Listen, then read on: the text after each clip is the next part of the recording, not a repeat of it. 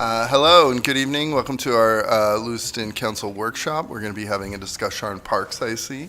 Thank you both for joining us. If you can please introduce yourselves and then please proceed. Hi, my name is Nicole Welch. I'm the Recreation Director. And my name is Megan Bates. I'm the Public Works Deputy for Maintenance and Operations. And we're here this evening to present a new facility and park use policy. It originated from two separate policies, the facility use policy and the parks use policy. These two policies were so similar that it just seemed reasonable to forego revising each of them, and instead we just created a new policy.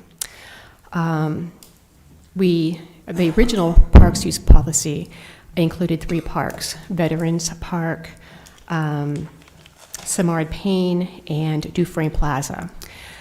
We added some parks because of practice. People were really interested in holding weddings, class reunions, birthday parties at parks like Pettingill Park, George Ricker Park. There has been a wedding at George Ricker Park, and let me see, what was the other park? Kennedy Park. So we decided to add those parks to the new facility and parks policy. There has been some grammatical changes. We made it more inclusive. And throughout the policy, you'll see that it previously had referred to city administrator to review, to approve or disapprove. But the practice is that several departments get together and we review the applications. And we say whether or not we can provide the services that are requested for in the application. And Nicole is going to speak to the streamlining of the classifications for the rentals as well as the fees.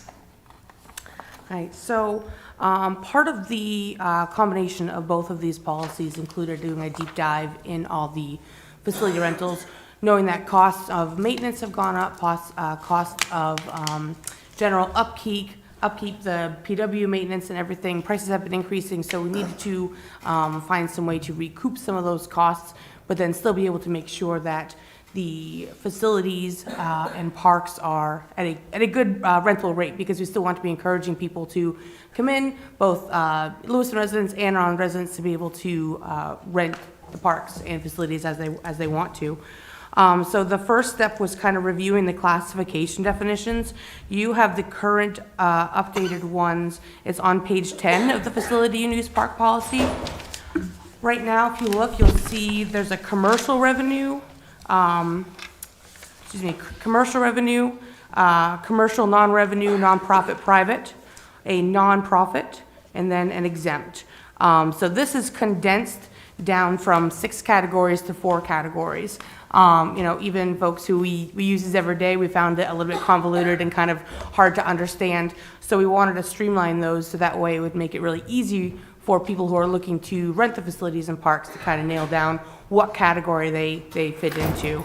So after we defined that, you can look at Appendix A, which is at the back of the facility and park use policy. This is another example of how we kind of streamlined and condensed. There used to be 3 or 4 different floating around fee schedules, and if you would call the recreation department, you would get one version. If you called the city administration office, you might get another version. Again, same prices, but just different copies of the same one. So to hopefully move forward in a cleaner fashion, we have Appendix A, which has all of the major parks, the major rental amenities, the Lewiston Armory, and the public library. So again, these used to be 3 or 4 separate fee schedules. As you can see, the reclassification definitions are all at the top of Appendix A, so where you'll see commercial. The third column, the second column is commercial, nonprofit, private, then nonprofit, non-revenue, and then the government is exempt. One thing that we did do here is we did add a small fee to nonprofits. Typically, they have been at no cost because we wanted to try to support the nonprofit organizations and try to get them the spaces that they need to provide the services that they do so well in the city. But like we started out saying in the beginning, with rising costs, we found it really valuable for everybody to at least be contributing something to the work that's going on in the city. So for example, I will just pull out, I'll start, again, dear to my heart, the Lewiston Armory, which is about halfway down the page. If you look at the concession stand, for example, it's a good way to start. You can see a commercial business coming into the Armory who might want to rent the concession stand for an event. We would charge them $30. That goes towards cleaning, paper towels, our kind of necessities. We would be asking a nonprofit $10. Hoping that that price point wouldn't scare folks away, but then them also understanding that we have the costs that are increasing, and putting something back into the facility. If you look at the gazebo at Kennedy Park, again, about quarter way down the page, you can see that a commercial revenue would pay $200 a day. But then again, we're lowering that rate for a nonprofit, still understanding that there are fees associated with any kind of park or facility that we have. Do you want to mention the piece about the costs for mowing those facilities? Right. So we also looked at like Samard Payne. Obviously, that's one of the highlighted gems in the community, making sure, we want to make sure that looks good for any nonprofit or any for-profit entity that comes in. So we did do a lot of research before putting these prices together. And Megan will tell you some of the information that she's collected in a second. But as a starting place here, I also reached out to a couple of the larger municipalities. I reached out to South Portland, Bangor, Sanford. I talked to some of the smaller ones as well, Old Orchard Beach, Wells, just to kind of get an idea. And everybody in general is going up on prices just because of, minimum wage. Even though you don't have a full-timer necessarily making minimum wage, it's still that, compactable amount that's everybody's getting paid more. So even those small things like that. So in general, these recommendations bring us a little bit more on par with those larger towns and kind of cities. And like I said, Megan can give you some feedback on what it costs her team to be able to do upkeep on the facilities. Yeah, so we track the cost for mowing and weed whacking, and every event is different. They are going to ask for different things depending on what the event is. So for us to just, for example, Samard Payne Park, for us to just go in there and mow and weed whack, it takes about 6.5 hours and about $482, so roughly $500 to go in there and mow and weed whack it. And that includes the rental from the municipal garage. If we're putting up, we might put up a fencing for a beer garden. Some events want bollards removed, and then we have to go back and replace them. There's, like at Samard Payne, there are actual boulders that need to be removed at times to get the vehicles onto the field. We like to mark the irrigation if we've got vehicles on the field. We get a tremendous amount of help from workfare. So if we have workfare, we can send about 7 people in there with one of our highway workers, and they can pick up all the litter in that entire park, both sides, in about 1 hour. When we don't have workfare, then it's a whole different story. We're pulling from highway division, and we're trying to get a park prepped. Therefore, we're not doing other duties. So we really appreciate our workfare, and they also help with any other type of labor items. We deliver table and chairs and pick those up. And just various things. So that doesn't count, that's just the $500 just to mow and weed whack. Yeah. Some other additions made on these, the Appendix A for the use fees. We did make a change to the chair rental fee. 0 to 24 chairs used to be $0.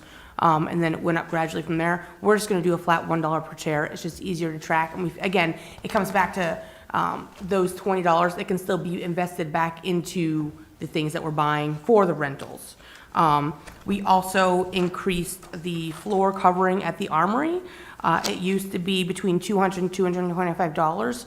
What that cost does, it pays for all of the tape to actually lay down and keep the blue floor covering in place. It's not cheap. It takes about 6 boxes of tape to be able to do the entire floor, and it costs about $325. And then they would also get paid, the renter would also get charged the maintenance fee on top of that to put the floor down. We do that a couple of times a year. We do it for voting. We do it for any of our independent events as well. It just helps kind of keep the longevity of the floor in kind of tip-top situations. One of the other fees that we did add was the delivery of tables and chairs. Like I said, for the most part, there's always been a table and chair rental fee. However, hasn't been a fee to actually transport all of the, again, the rented materials down to Smart Payne Park, or if they're going to Pettingill. But just taking into account the gas and the wear and tear on the PW vehicles, we encourage people to come and pick up the things that, on their own and then transport themselves. Or again, the city can do it, or we're already down there anyways, again, for another fee, just to be able to cover our internal costs. So that's kind of our quick spiel of the whole policy. Are there any parts of the facility and park use policy that you're particularly curious about or that you have questions on? Just one quick clarification here. So when you checked in with other municipalities, the proposed fees that are reflected here, they're within the realm of reason? Sorry, can you be a little more clear? You checked in with other municipalities about fees, correct, that they're charging? Yes. Right, and so the proposed fees that we have here, they're kind of around that? Yes, they're Within the realm of reason is what I'm saying? Yes. Okay. Yep. And the only thing that is not on here that Megan and I will come back, well, maybe just me, will come present on at a later date is the athletic field policy, which includes all of the turf. And you'll see different recommendations that I'll make for the turf once we get there, again, as compared to other turf facilities, so. Okay. Yep. Thank you. Further questions and comments from the council? Councilor Scott? Thank you. Just to touch upon Sunnyside Park. So there's a lot of conversation from the community members. There's a big, huge field there that has a lot of potential for use. So I'm wondering why that might have been removed, and I would think that we could encourage that to be a piece that's part of this also, that could be used as a space for events as well. I know that there have been conversations in that neighborhood to look at holding events. I know that there's a community group down over there that is for families of the Sunnyside Park neighborhood, and they meet at the playground area. And I think that if we had that park in there, there might be some more inquiries as to use it for special events, birthdays, that sort of thing. And I'd also think that by having Sunnyside Park there, we encourage it to be more used for those events. So I'm just wondering if there's a reason why that one was taken out, or if we could maybe, look to see if there is more interest, we can easily add it in the future. Yeah. So again, it's definitely not defined here. But I'm going to refer to city administration on this. I believe we've rented that out in the past, So or at if least you available look- for reservations. If you look on Appendix A for Yep. Sunnyside Park, you can still reserve the park. Okay, There's a flat $50 reservation fee. I did see That's that. all. Okay. So they can reserve it, they can use it. It's just the demand for charging those higher rates got it. was not warranted, but we still recognize, to your point, that people may want to reserve that park. Okay. So we do have that just flat amount for those reservations. So you will see on Appendix A, there's a couple of them, the Pettingill School Park that has the same reservation stipulation for $50. They didn't want to start charging, a rate per hour or anything on that park as well. So they can still most definitely use it. It's just not at the same level as the other parks. Got it. Okay, thank you. Councilor McCarthy? Thank you, Mr. Mayor. I want to thank you for all the work that you've done here. Much appreciated. I know we've had a fun budget season, and it doesn't look like it's going to get any better. And by adjusting our policies to cover our costs, I think is extremely important, and I really appreciate the work you did. Thank you.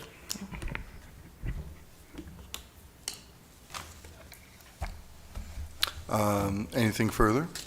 Just the last piece, so I believe the workshop was for the facility and park use policy and also the special events policy.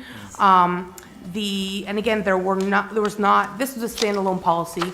We didn't take two policies and combine it, so this is just literally the revisions. So real quick, going down through here, so the special events policy would also adhere to the rates set in Appendix A. If you look on page 1, you'll see that the Lewiston Farmers Market was added to a special community event status piece. On page 2, you'll see that the city, under nonprofit organizations, we made a note that just says the city reserves the right to find verification of a nonprofit status. So a lot of the changes in here are just like those small, little neatened up, button-up pieces. Like I said, I'm just breezing through it now. There were not other major changes, more just formatting and reclarification. Comments and questions from the council? Councillor Scott. I just want to thank you for recognizing that the Lewiston Farmers Market is now a regular thing and that it's put under the special community event status, because I think that's really important to encourage them to continue growing. I really do. I appreciate that that's been added. Thank you.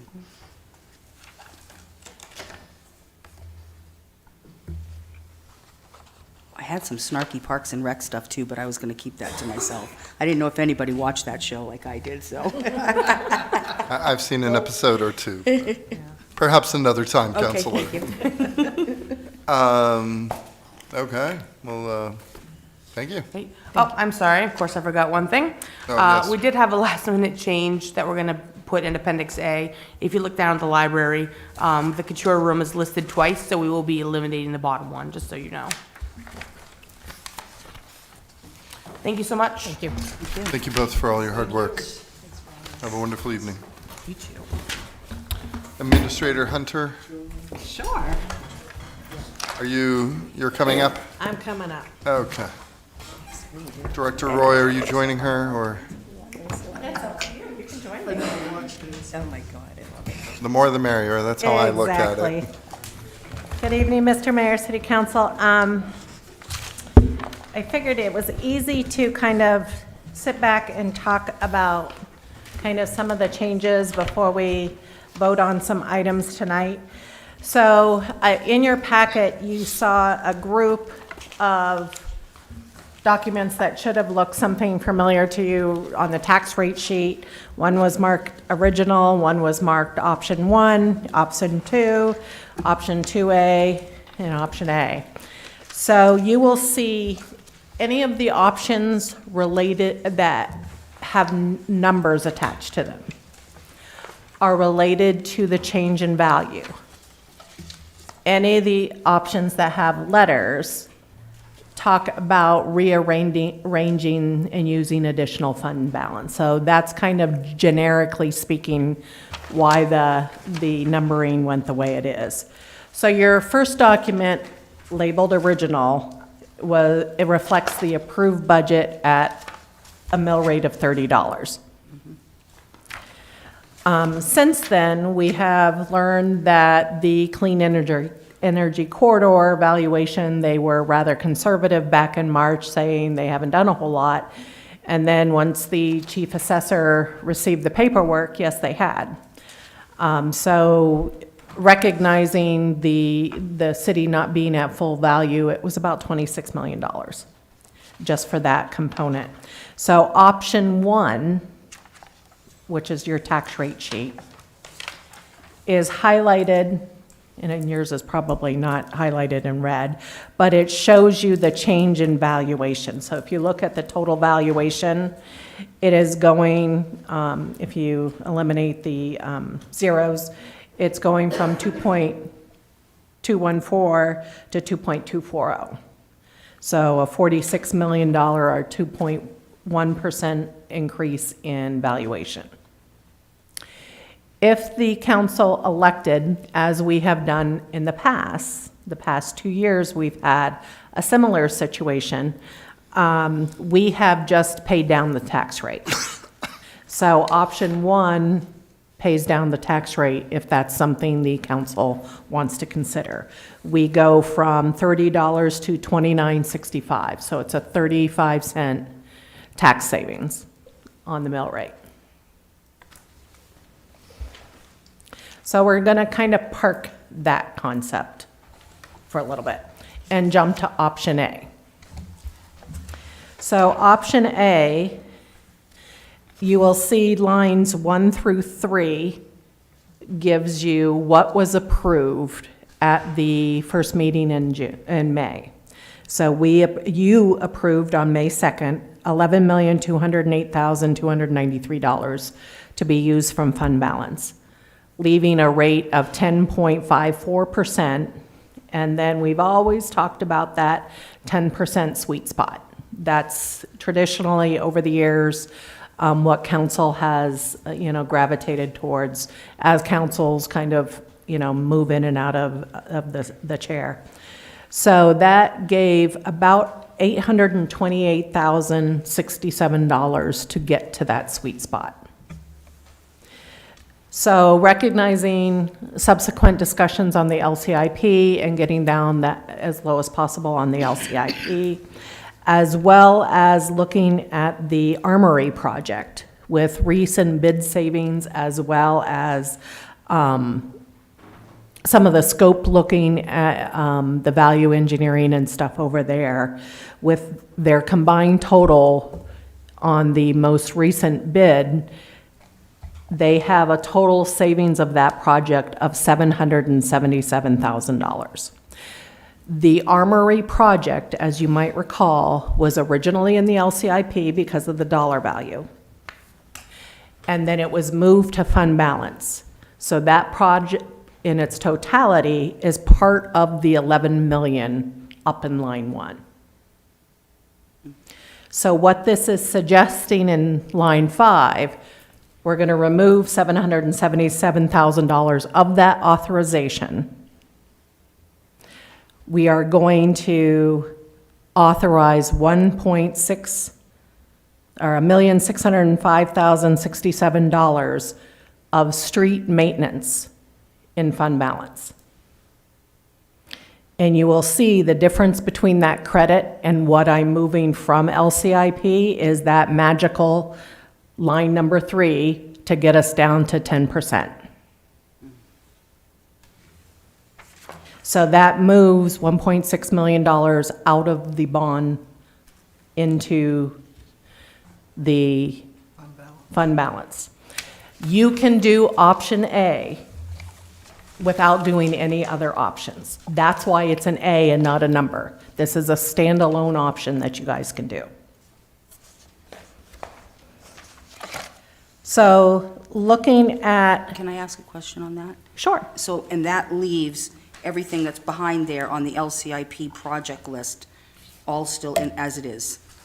so if you look at option A, LCIP list, you will now see the street maintenance program Right. is significantly reduced because of that.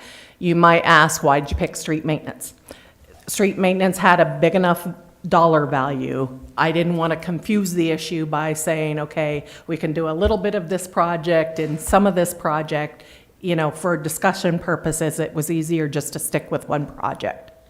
And street maintenance tends to have a longer useful bond life, so that would have the biggest financing cost savings if we didn't bond that element.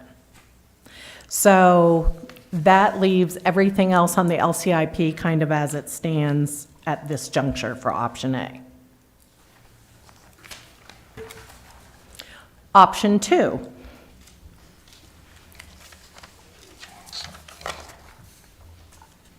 Starts with a tax rate sheet again. You will notice this is the higher assessed value. This is that 46,000, or well, actually 46 million if you look at it from that perspective, for the 2.1% increase. To keep the tax rate at $30, which is what the council approved, it would allow for a supplemental amount of $784,140.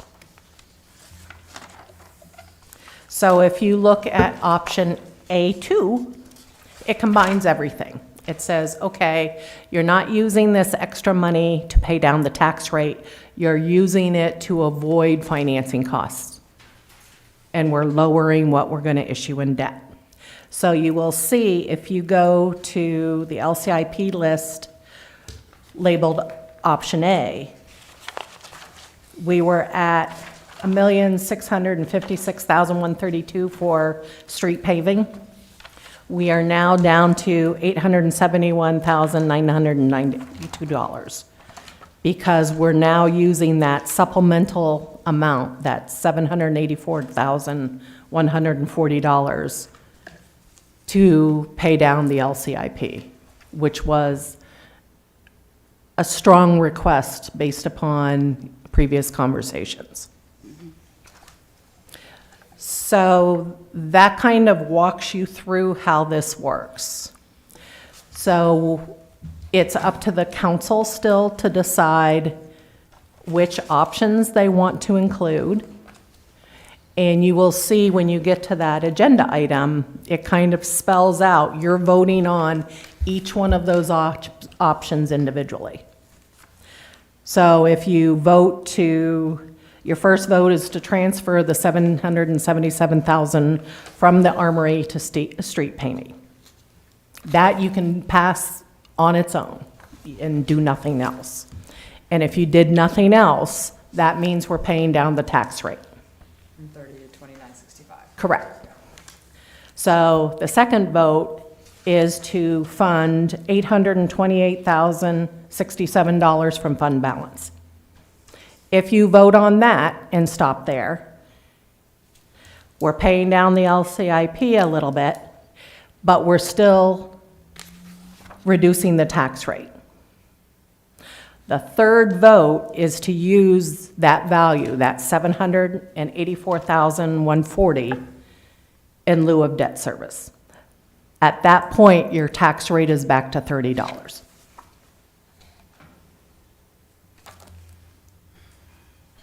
But we're reducing the amount that we need to bond? We are reducing the amount that you need to bond, correct? And that would be the, That's 2A. happening at a meeting coming soon. And that is option 2A, right? Correct. Yeah, okay. So if you look at option 2A, I'm sorry, Counselor. I just had a quick question. Have we discussed everything that had been put on the parking list as far as cuts to the LCIP? We have had a lot of discussions. Everything that I think there was a consensus is included. Okay, There were further discussions that I'm not sure a consensus was reached. okay. So that's the piece that I'm somewhat unclear about. So those would have to kind of be discussed tonight and voted on So via you have the amendment. list, we can discuss them tonight, and, We are down to, especially if you look at option 2A, yep, we are down to 4 city projects, and you are down to 6 school projects, plus the utilities. So that's what we're down to. okay. Thank you.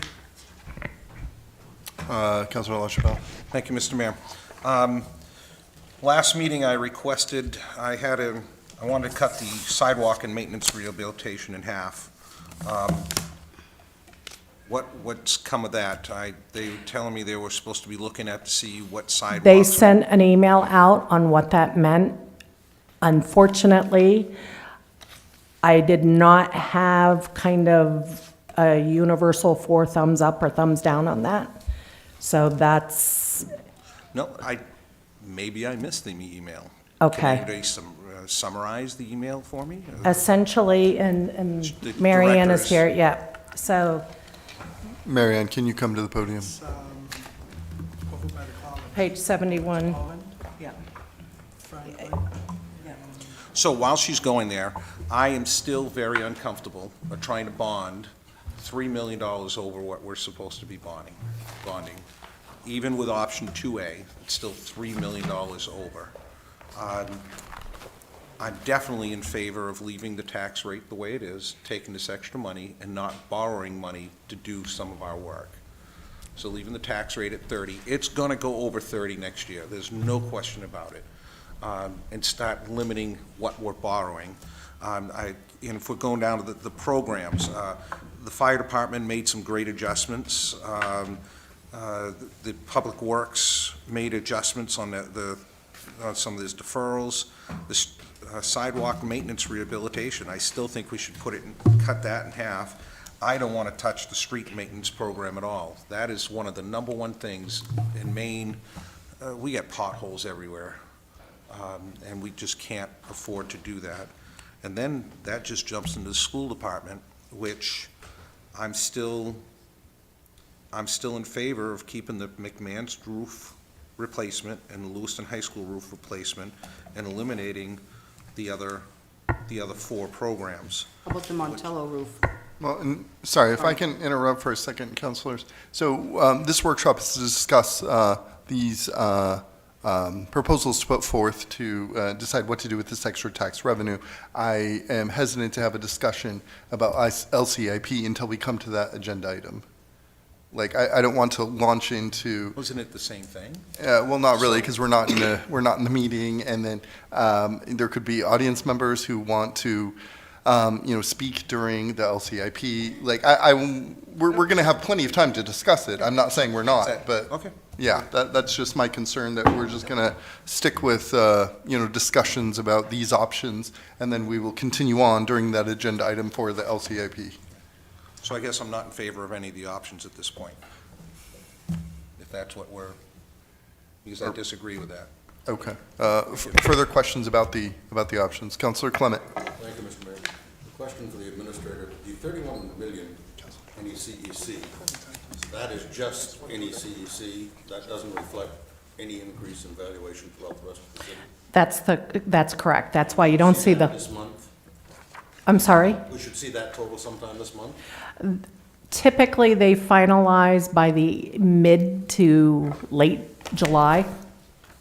They finalize everything and record the commitment at that point. The goal is always to have the tax bills out the first full week in August. So taxpayers at least have a good 30 days before the first due date is to pay Any them. increase above the 31 million won't be reflected in this year's package, in other words? That's correct. Because you also have offsets as well.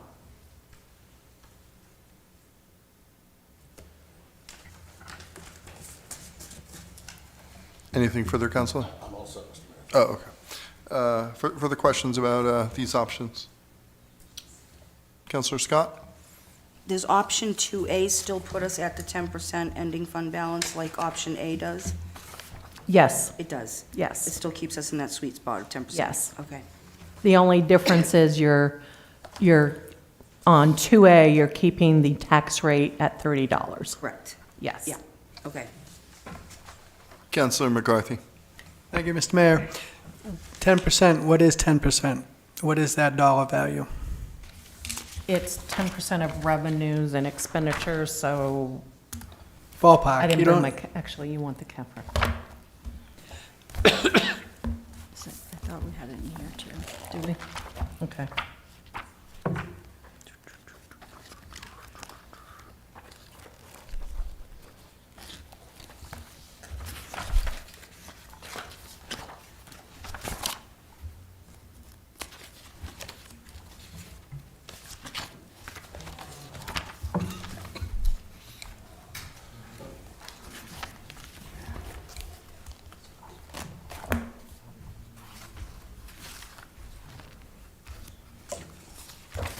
So it's going to be about, let's see, 17?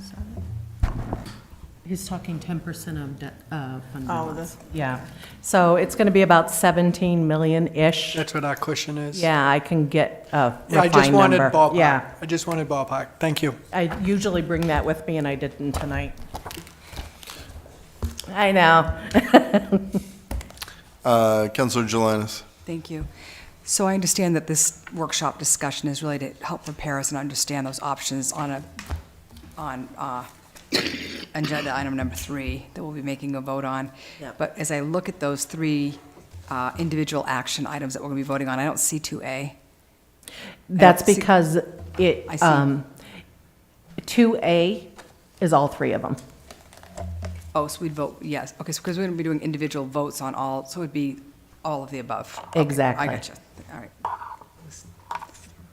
It's okay. That's why I decided to walk I'm glad. through this slowly. That's number 3, right? Yes, Yes, yeah. okay, it's all three of them. all 3 of them, So- okay. And when we get to that action item, I would be happy to go through this again. Thank you.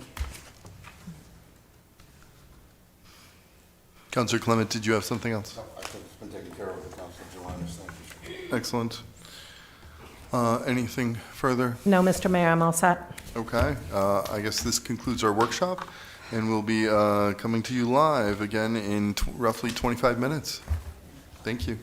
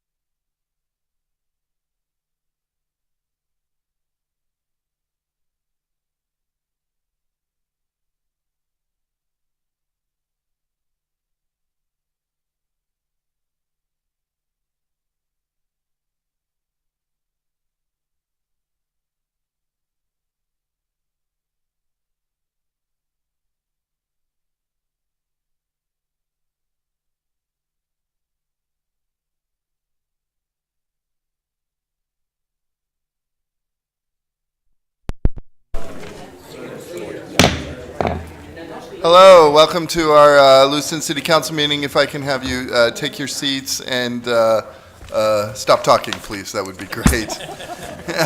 We will begin, thank you, and we'll begin with the Pledge of Allegiance, and we will be led by Mr. Don Robitaille.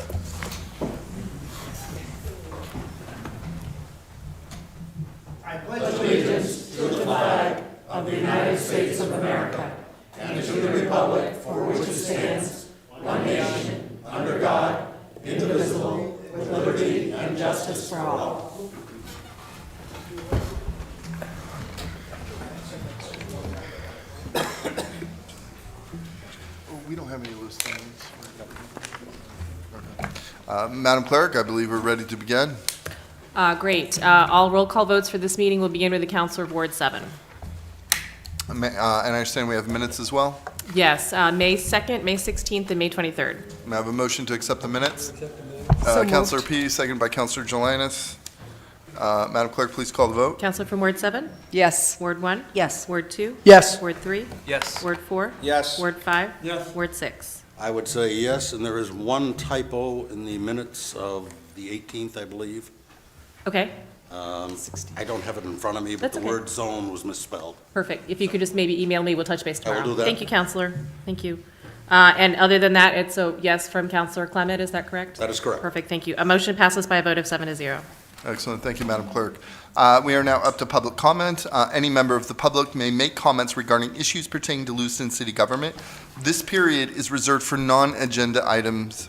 Public comment is also allowed during individual agenda items. Public comment is limited to 3 minutes per person. Please state your name for the record, and please indicate if you are a Lewiston resident. Because this is the business meeting of the City Council, all questions should be directed to the mayor, who will ask staff to follow up at a future time. It is illegal for the City Council to allow comments related to personnel matters. All personnel complaints should be made directly to the City Administration Office.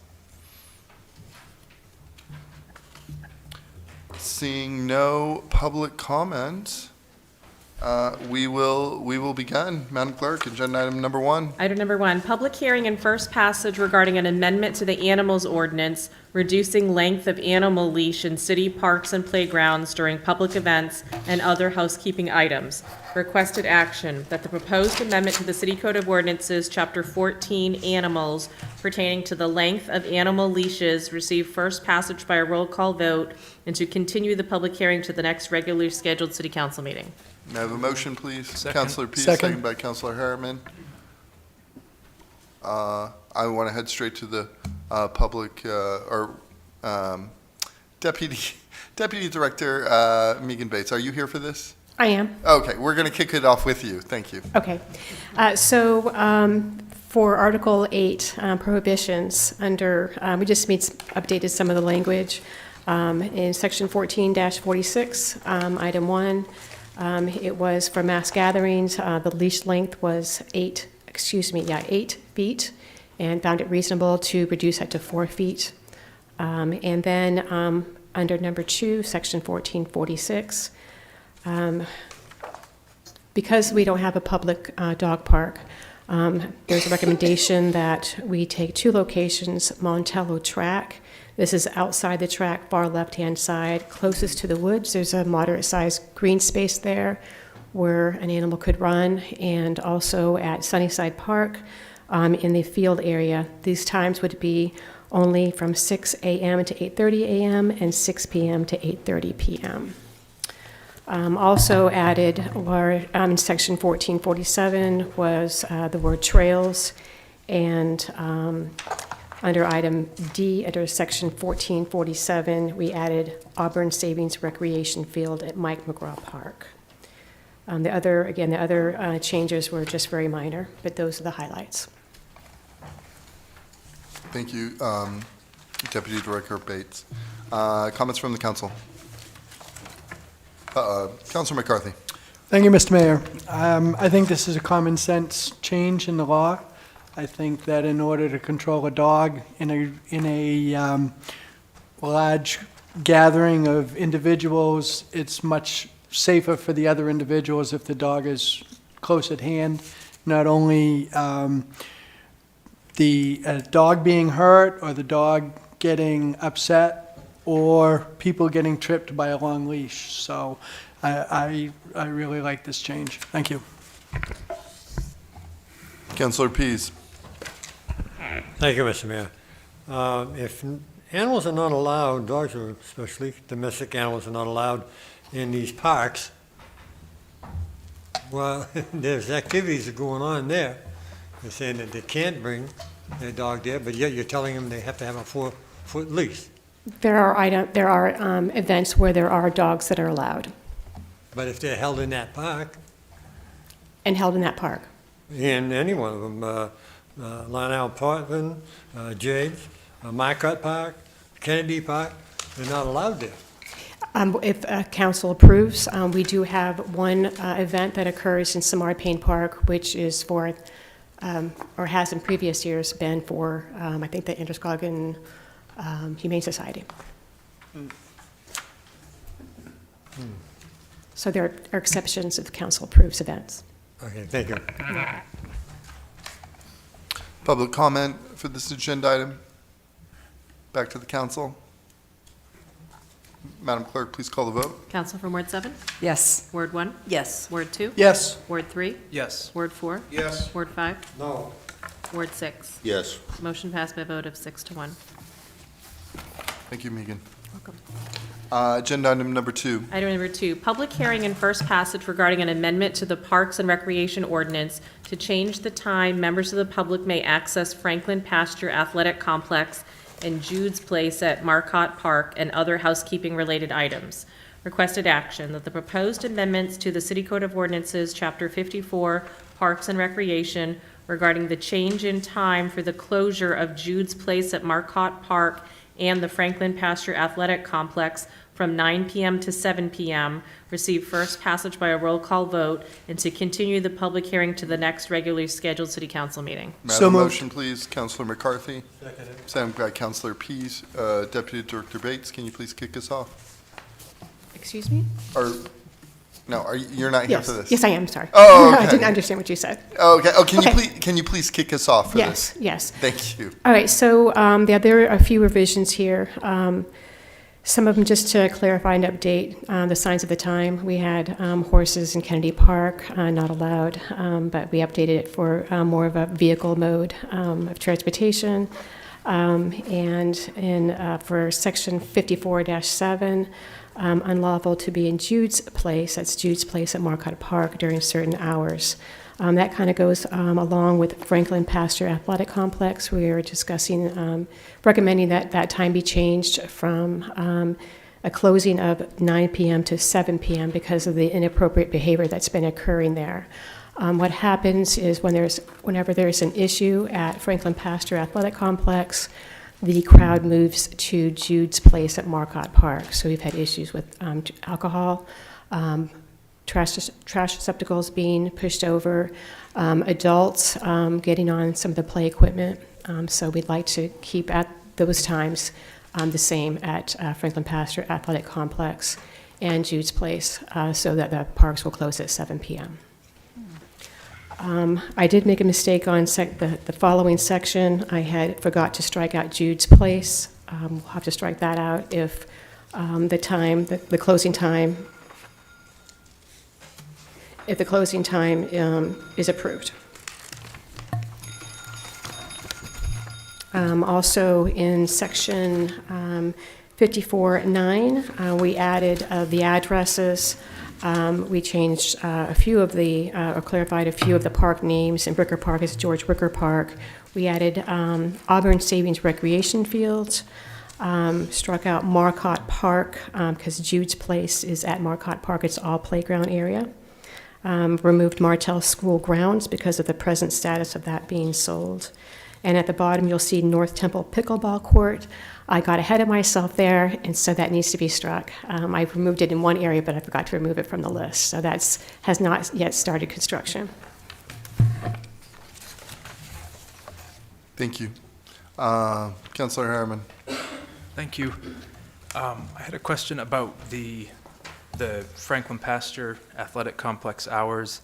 Would that affect things like graduation and soccer games and? No, that won't. They have, you're going to be there'll be a workshop here in the future about the athletic field policy. And so we'll talk about who has priorities on those fields, so it will not interfere with school functions. So even though there's no language in this ordinance? Correct. And those events go past 7, they would just be, That will be clarified in a different policy. okay. And then also, are those lights on on a timer, or are those just turned on as needed on those fields there? It's been a while. I know that the security lights are on timers, but I believe that, are they on timers? I believe those lights are as needed, and that's part of the cost and the timing with the staff that's associated. So when one of the fields is reserved, someone has to turn the lights on and off. Okay. All right, thank you.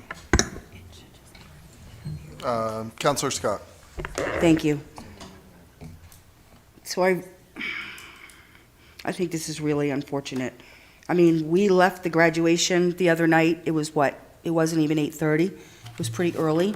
There were families playing in Jude's Park.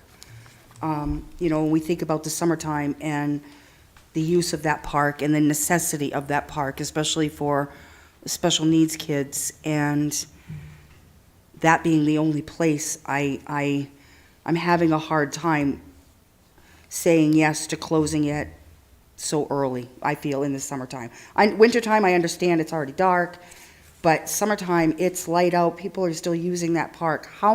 Do we know how many incidences of police? I guess I would want a little bit, if we could have a little bit more information. How bad has this situation become that we're choosing to make this decision? I can speak to the chief on that, but I couldn't tell you the number of times. But it definitely has been an issue with our department and going in the next morning and cleaning it and seeing the mess that's in there. And also that has also continued with the turf fields. I've spoken to Jason Fuller. There's been a lot of damage. I mean, they spend a considerable amount of time picking up rocks and trash. It's a constant issue with them. The custodial staff at the high school stays until 7, and then they leave. So there's no supervision at all over those fields, and that was kind of the request from the school department, or at least from the athletic director, to have that time of 7 p.m. I can understand your concerns about Jude's, but in reality, I think it's only if an issue arises, if the police were to drive by and there were folks who were actually utilizing it, who had some special needs that needed to be there, as opposed to somebody my age rocking back and forth on some of the equipment. That's where the city is having issues over there. Is it adults our age, or is it older teenagers that are taking advantage of the field? It's a combination of all those things. I think that's really unfortunate. I really do. Thank you. Counselor LaChapelle. Thank you. So you answered one of the questions. You have been in contact with the school department, because we're talking about a lot of the school department grounds on this. An example, the tennis courts at the high school. I played there at 9 o'clock at night many a times. Is that? We're not including the tennis courts in that. It's basically Don Rue Field, the track area, Bannon, and Joe DeShane Field, that area, Franklin Pasture. The tennis courts aren't included in this 7 p.m. time. It just said the East Avenue's location, so I was going, okay. So that, We can clarify that. We need to. and this is with the support of the athletic director. He's the one that brought it to our of the attention. School department. Yes. Okay. Okay, thank you. Welcome.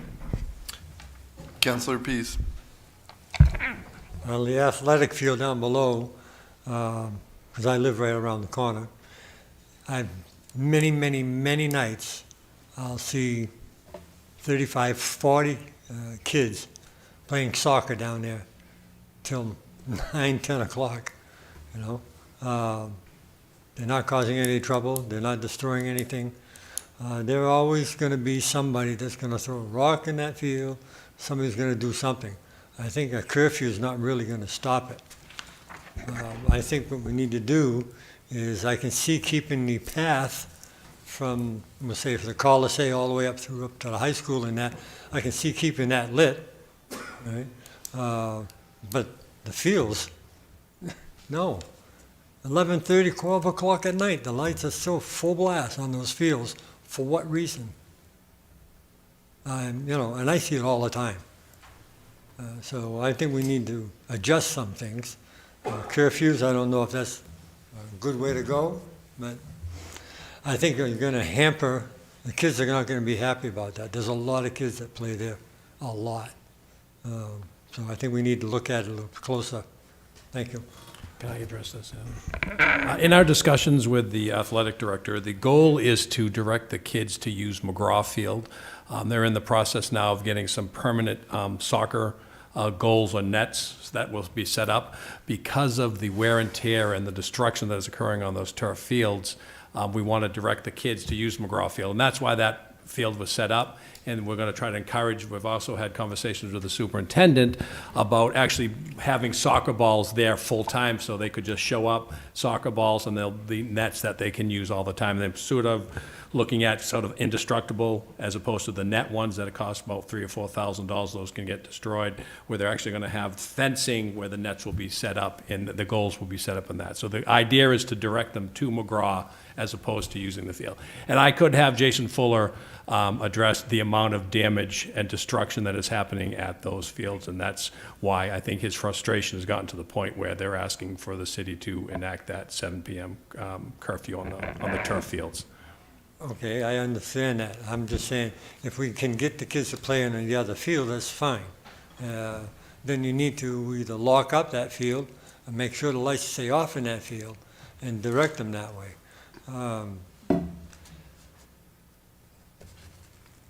There's so many kids that play there, it's amazing. And they bring their own little nets. They're half the size of that table.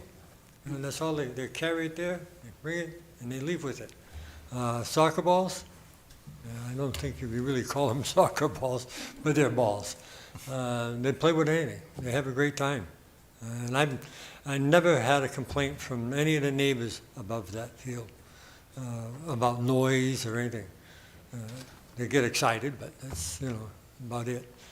But if we're going to direct them to another field and give them something they can use, I think that's a good idea. Thank you. We're going to proceed down the line here, but if I may, I think the school is also worried about the life of the turf field. It has a finite life, and they were concerned about needing to either repair it substantially or replace it before they were, had planned to do so. Councilor Jelinek, did I see your? Yeah, I think I share some, thank you, Mr. Mayor, I share some of the same concerns, and I understand the rationale, and I understand the recommendation and why it's being brought before us. It just breaks my heart, because I feel like, we worked really hard to get Jude's Place, the design and everything going, and, it's one of very few universal, inclusive design playgrounds for families that have children with special needs. And, if there was any way to redirect, like we want to do with the field to McGraw, that'd be great, except that, for a lot of children that access that playground, families that I work with day in and day out, they go there because of what's there and because their children can access that.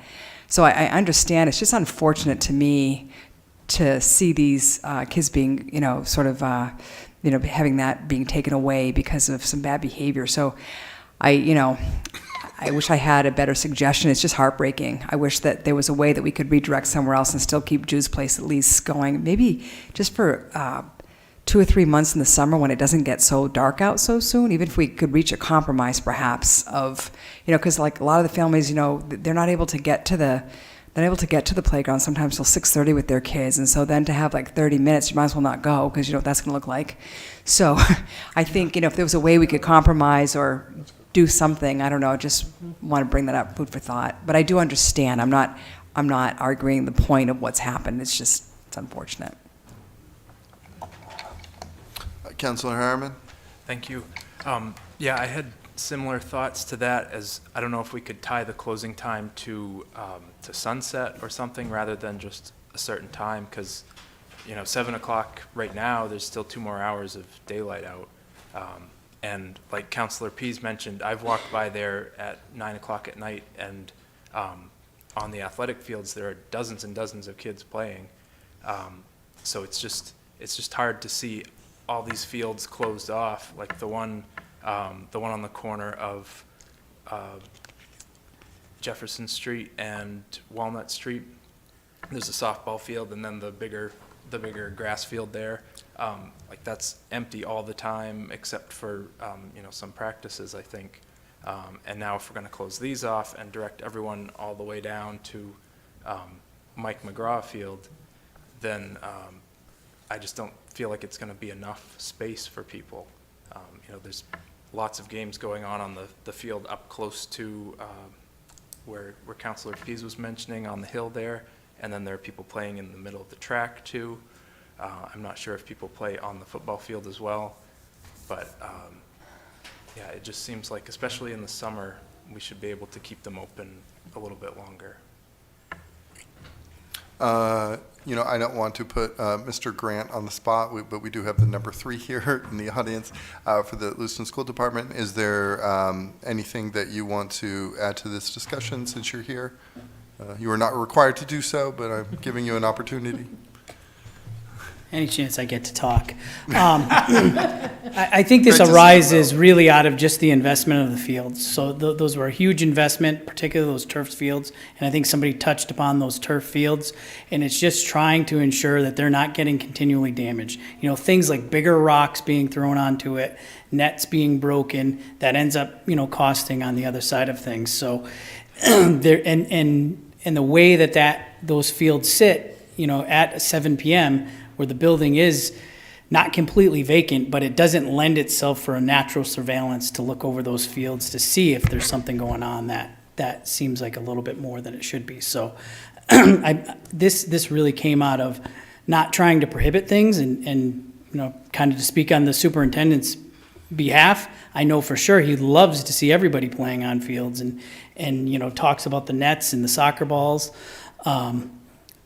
But you got to strike that balance of the city made a huge investment on those things, and how do we protect those and do it in a way that isn't prohibiting people from using it. Councilor LaChapelle, did you have a question? Yes, while you're there, are we talking artificial turf or regular turf? So we're talking artificial turf on 2 of those fields. What 2 fields are we talking about? The So- football field? Yep, the main football soccer field, where graduation was last year, and then The old where Marcotte Jude's Park. place is, right, where the old Marcotte Park, that big field is turf.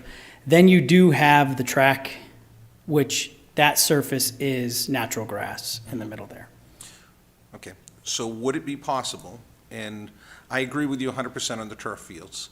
The football field should be closed off to anybody at any time, except for a specific use from the school department. Should be closed altogether. Nobody should be playing on it unless it's the athletic league that's, that type of thing, organized. I have no problem with closing a couple of the turf fields. I agree with Councilor Harriman and Councilor Pease, that low one down by the corner at, by the Civic Center, that's Jefferson and Walnut. Is that the baseball diamond, or? Well, it's the Yeah, Bannon and Druin, yeah. That's the one that used to be owned by the diocese, right? Yes. That one, yeah. they got the Bannon new and Druin. softball field there, but it's not necessarily the softball, it's that whole wide open field. That is, I agree 100%, it's always full. I disagree with closing it at 7 o'clock. I am full in favor of closing everything, the turf fields, unless you have permission from the school department, it's closed, period.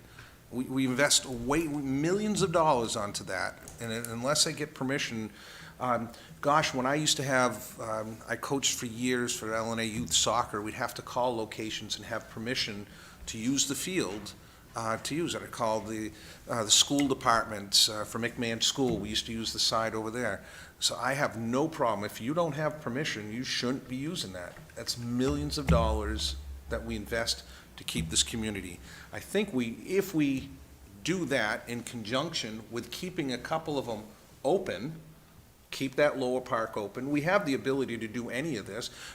Do the Mike McGraw Park open, that's in 2 different parts of the city, and just keep those two places open, like we're gonna keep the tennis courts open, and like I'm sure we're gonna keep the pickleball courts open once they get built. They're not gonna close it at 7 o'clock, because you're dealing with an older group of people. Some of them might be playing later on in the day.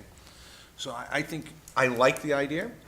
I think we just need to fine tune it a little bit and make some suggestions and make some changes. May I ask Is Bill it, something? May I ask Mr. Grant something? yes, but, sorry, 1 second, Counselor. So would it be possible to, go back and have a discussion with the athletic department and get their feedback on some of this? Yeah, and I think anything's possible, yeah. Okay. Counselor Scott, please. Thank you. Bill, is there a way to lock down that field? I can't remember. Is there a lock at the foot, that we could lock those specific fields down? Yeah, So that yeah. nobody could access that, but still be able to do like Jude's Place or the other ones? So yeah, you could lock down that complex out behind the school. Okay. I don't know if that's like a right-of-way, though. That's the only thing I would have to look, as if you're coming around the high school, that's always been kind of a right-of-way back when it was Marcotte Park, and you could walk through there, but inherently the fields could be locked. You know, I just want to mention that I was on the building committee when we worked on that whole project to get that field going. I believe Mr. Damon was on there with me. You know, and some of the conversations that happened throughout the community was a necessity for fields, particularly for the growing soccer leagues that we have and the number of students that now play soccer in our community. And that's why the conversation happened around the old Hudson bus and getting that put into McGraw Park. I think it's really important that we put out there right now to our community, if we're going to continue this discussion, the parents need to be aware, this is not okay. I'm sorry, I want to voice that very loud and strong. This is not okay that we're hurting what is a great asset to our community, and we have people that are doing the kind of vandalism that we have to have a discussion on a city council level to close parks that are necessary for people in our community, for the kids in our community that don't have a lot of activities and things to do, that we're having this discussion that we might have to possibly close that down, that we were, the first city in the state to have a special needs playground, and the work that went into that with Senator Libby and Councilor Jelinas, myself, and many other people to ensure that people like my granddaughter, who is a 4-year-old autistic girl, has the ability to go to a park and have a place to play because she can't go to a regular park. I just think this is absolutely disgusting that we even have to have this conversation. It hurts my feelings, honestly, that we get to this point where we have to be concerned about this. You know, there was a time in this community where we took pride in everything that we had. We need to learn how to bring that back. We really do, because we have a wonderful community, but we can't keep a wonderful community if people aren't prideful of what we have and take care of what we have. And that includes everybody in our community being part of that. I'm sorry, I went on a little bit of a tangent right there, but that really bothers me. As somebody that's 55 years old and lived this community my whole life, that really, really bothers me. Thank you. Thank you, Councilor Scott. Sorry, I have some more questions for you, Mr. Grant. And Dan, it's good to see you, Bill. So are there cameras out there covering the fields, or what is the security Security-wise, situation I don't look like? believe there's cameras that completely cover that field to be able to see everything. There's some camera coverage there, but not completely. Okay. You know, and to your point, Councilor Scott, it doesn't necessarily sound like the kids are the problems. According to Mr. O'Malley, it sounds like some of the adults are the problems. It's 18 and above and younger, but folks that are using Jude's Park who really should not be using it and are just destroying the equipment over there. And then, of course, that discussion continues, talking to the athletic director of all the damage that's happening to the fields and the buildings at the school, the destruction that is occurring, things that are being ripped apart, rocks that are being thrown at the siding. I mean, there's a whole lot. I listened to this. We had about, I think, 2 different meetings, and the frustration level. And this has been going on. I was the chief of police when we were beginning to have these issues. That's continued, and the school department is getting very frustrated with the damage that's occurring. Right. Thank you, Councilor Jelinas. I'm just curious about, I understand, the recommendation, except that I want to just get my head wrapped around, so if we close at 7 versus 9, do we feel like that differential, that time differential will make a marked difference in the destruction and some of the stuff that's going on. I mean, it breaks my heart to know, too, that the equipment's getting ruined at Jude's place. That's terrible. But I guess I'm trying to figure out, like, I don't think destruction happens between 7 and 9. I mean, maybe it's me, but. Yeah, so what has happened in the past is the behavior that's occurring, It's the happening police, then. there'll be enforcement that will show up. They'll get those individuals out of there. Not that they're taking everybody out of there, but just those that are individuals that are causing issues. Those individuals go someplace else, Jude's place, and that's where that type of behavior continues. And so the next morning, you're going to see the beverage cans and the trash receptacles pushed over and damaged play equipment. There's one particular piece there that is really for, it's a large swing, like a tube swing, but it's meant for one adult. But you'll see 4 or 5 kids on that, crawled on it and swinging back and forth. And it just can't withstand that type of weight. Okay. All right, thank you for that. Councilor Harriman? So with the turf fields, we've mentioned the vandalism piece and then the use piece. And I totally understand the vandalism and rocks being thrown on things and at things. But to me, if the field's getting used, that's a good thing. If people are playing on it, that seems like a good thing. And we may need to, we may need to invest more into those fields, but we're providing a benefit to the kids of the community. So I would just like to differentiate between the vandalism and then the use of the fields. If the fields don't last as long, it's not that they're not lasting as long for no good reason. It's that people are playing on them and getting exercise and having fun. So I don't really see that part as a bad thing. I mean, I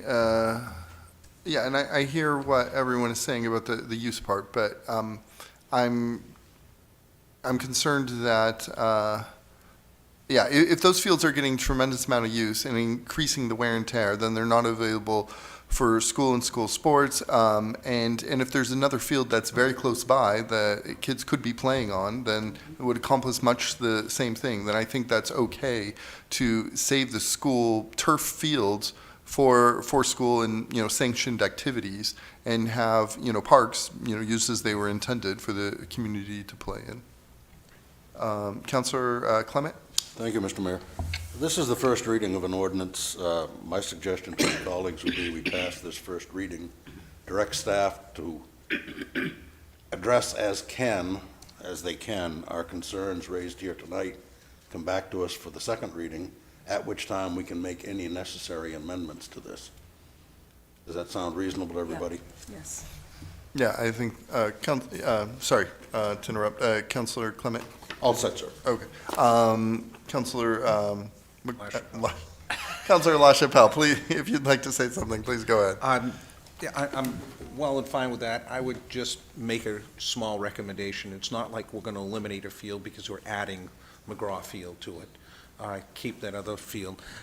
I would discuss with the school department closing it off altogether, the football field and the other field, unless they have permission from the school, organized sports or something like that. Those fields are closed. They're not available to the general public at all unless they ask, and I would encourage the school department or whoever to schedule it. I know it used to be through the rec department, they would call and schedule some of the school grounds. I don't know how That's it's still run today. occurring. That is still occurring, sir. Okay, Yes. so it's just, unless you have permission, yes, Little League team has this field today, or whatever the case may be. Unless it's that just gives the police department a tool in their tool belt just to move everybody on. If they drive by Druin Field, or they drive by the high school and they see people out on the football field and there's no coach, there's no nothing, this is not an authorized or a sanction, or usually get a slip.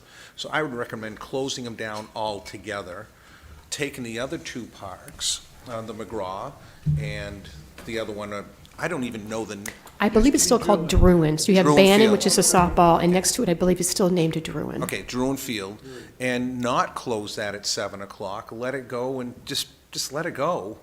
And if it's 9 o'clock and the kids are using the street lights out there in the middle of summer or August or something like that, that's fine. Just or using 9 o'clock. I'd say 9. What time's the city parks closed? 10 o'clock, is it? 9, except for Kennedy Park is 10. Okay. So just use whatever our timeline is on any of the parks. Just expand that. And maybe someplace in the writing, if we're going to make an ordinance, we should put down some of the other places that we're not limiting time limits on, and just addressing that. So that would be my recommendation, and just close them down altogether. Ask the school department what their thoughts are on it, but I'm all in favor of closing it all altogether.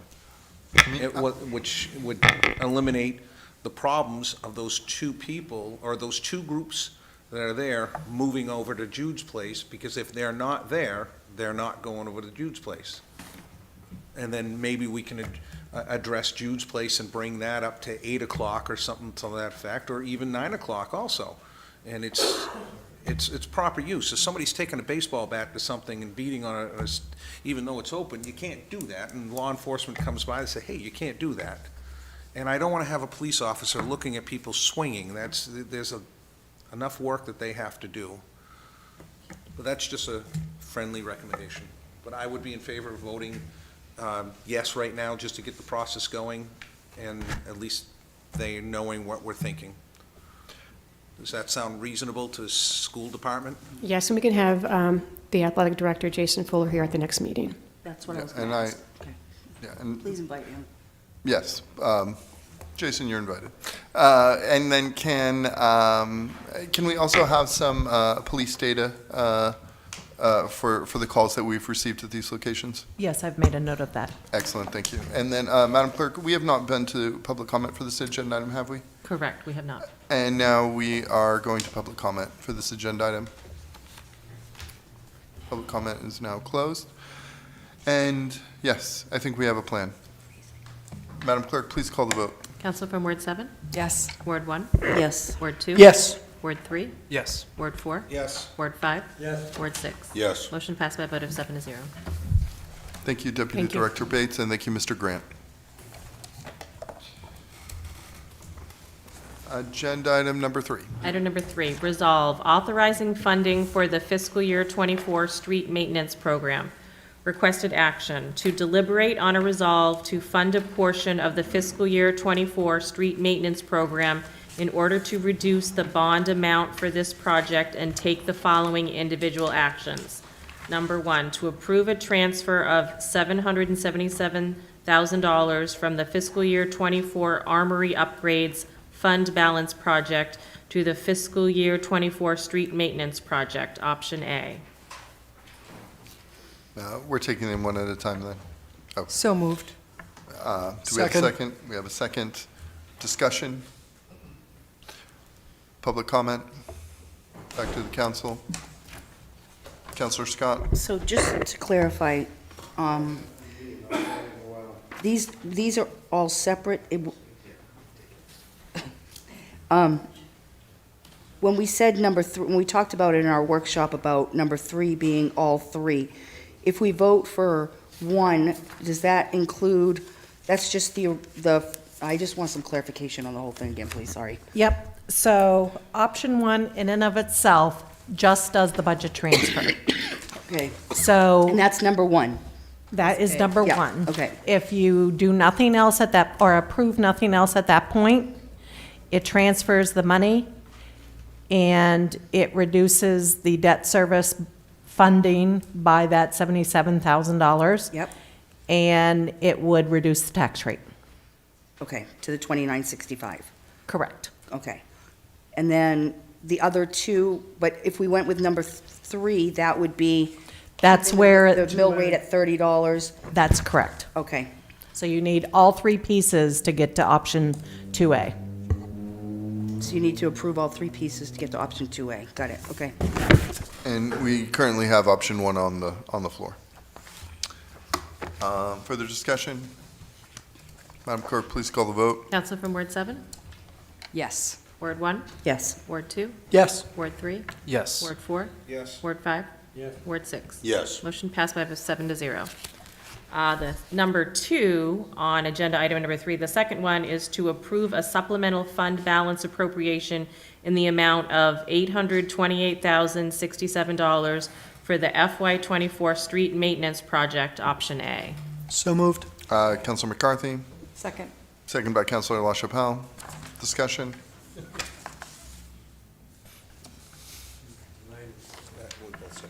Yeah.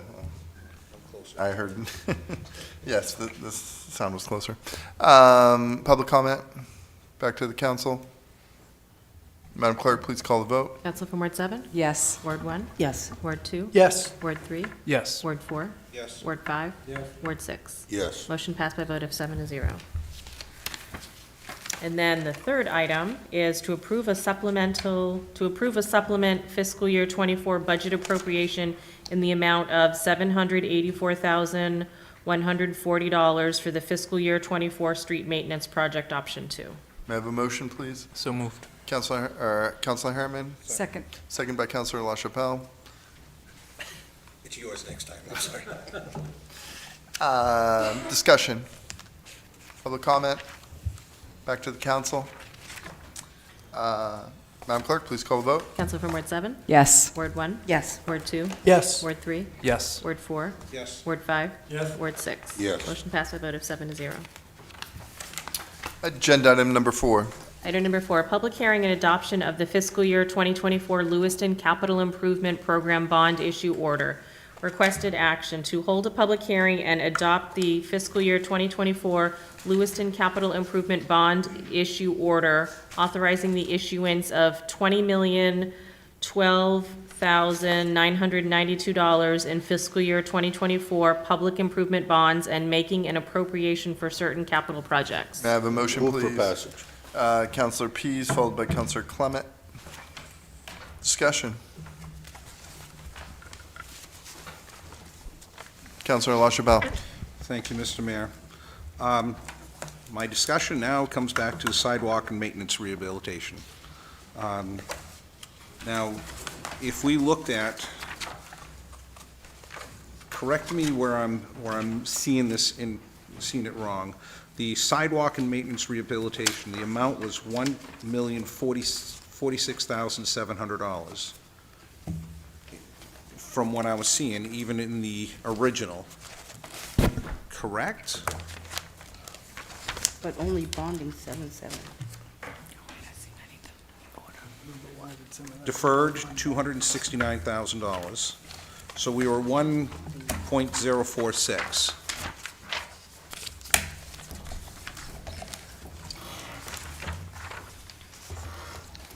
Administration, or Tracy, or somebody, help me. What, I guess, What is the original? Yes, I'm looking at the original. yes. Okay, so 1.46. I still recommend that we bring that down to $500,000. So they're at 700,000, excuse me, wrong page. We're still at 777, great numbers, but I'd still want to cut $277,000 out of that budget, and bring it down to $500,000 minimum. The Director of Public Works made some, and I don't have that piece of paper in front of me, excellent. Can you read off what the recommendations on bringing that budget down? Sure. So the first two streets that were cut, that were the 269, was Avon Street and Holland. The second request was to bring it down to 300 total. 300,000. So we cut 4 streets as a recommendation, recommended Howe Street, Franklin, Bardwell, and then Horton could get funded through CBDG. And that would So leave us a budget of what for sidewalks? 300. 300,000? I like that figure a lot better. I don't. I know. I know, but there's, I've got a good gentleman, a dear friend of mine sitting like 5 feet away from you that wants to kill me about schools, so we have to look at other things also. That's, And just for a point of clarification here, so as we take these suggestions, are we turning all of the councilors' suggestions into amendments and then voting on them one by one? I'm sure this is not the last one. What makes the most sense? Madam Clerk and City Administrator? Excuse me, first of all, I want to clarify Horton as a CDBG project will have to wait till FY '25's CDBG program, just to be clear, Okay. 2 years. because CDBG is locked in already for this year. Okay. Okay. So as far as the amendments, I guess we can do a running list if it tends to have majority. Overlap on some of the Exactly. people's thoughts. Keeping in mind, once we get to the finished product, if it's still over the debt service limitation, I need 5 votes. Okay. Not done yet? I know, I want to ask a point of clarification if I might. Sorry, one second, I just want some clarification here. Are we done talking about sidewalks, and you wanted to move on to the next item? Yes. Let's hear from everyone about sidewalks first, just so. Sidewalks and then. Just sidewalks, just so that way we can Certainly. kind of keep things straight. So do we have comments on sidewalks? Actually, I want a point of clarification on the 80%, if we can have a final number on that. How much do we need to have and to not have the threshold exceed 80% off of this list so that we don't need the supermajority vote of 5 votes? And so if we're not going to exceed the 80%, how much more still has to be cut from this, and is that feasible? I guess is what I want to know for sure. It's not.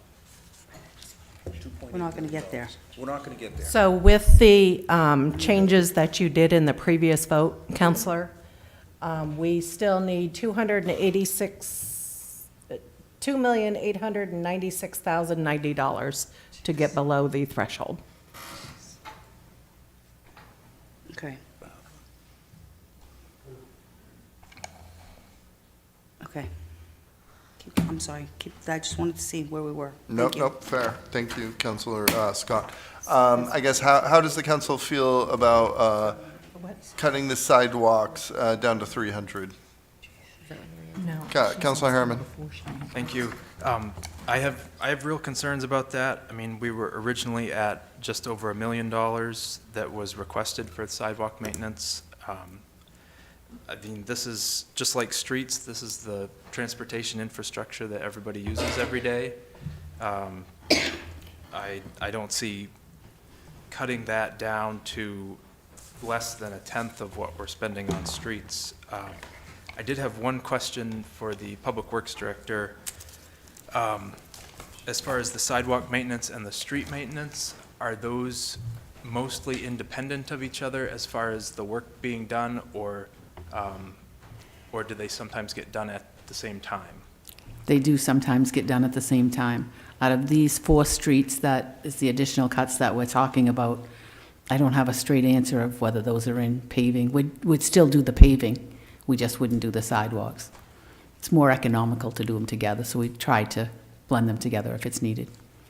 Okay, thank you. So there's 1 objection and 6. That looked pretty good. How about that?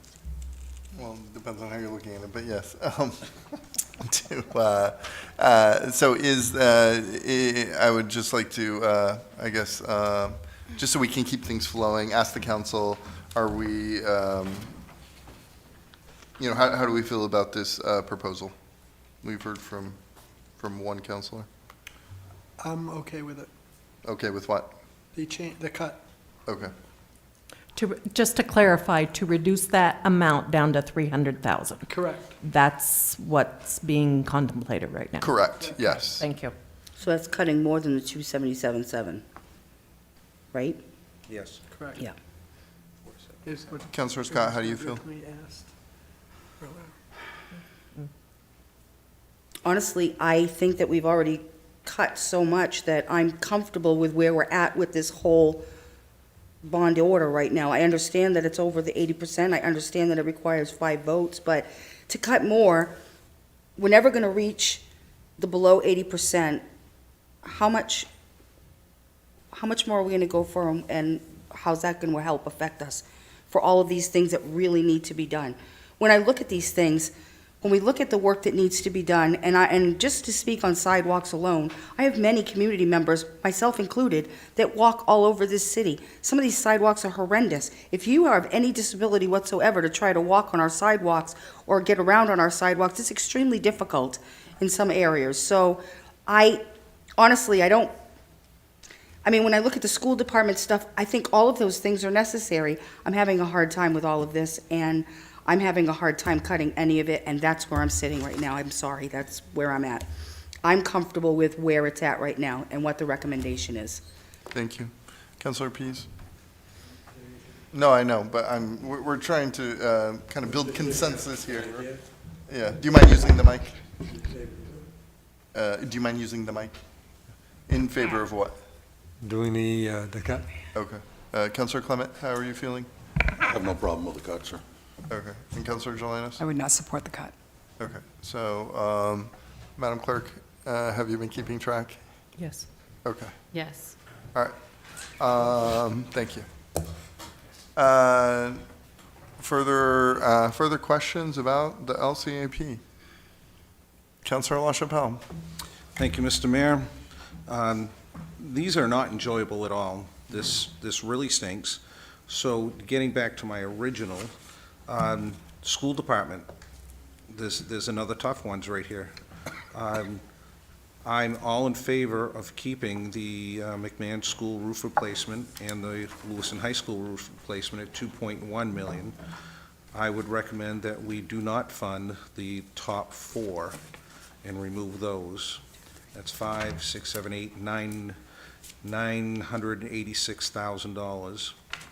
Pulling that out in my thought process, that still brings it to 1.2 million, which cuts that overall limitation from 2.8 to 1.6, one-ish, right about there, which brings us down from 10 to not the 80%, but the like a 90%.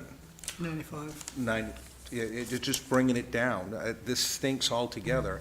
So I'm in conjunction with a couple of these. I would recommend. That would be my recommendation. And as a sidebar to Councilor Scott's and Mr. Damon, I don't know if he's here. Is he gone already? Oh, I thought he was going to stay and just have fun with us.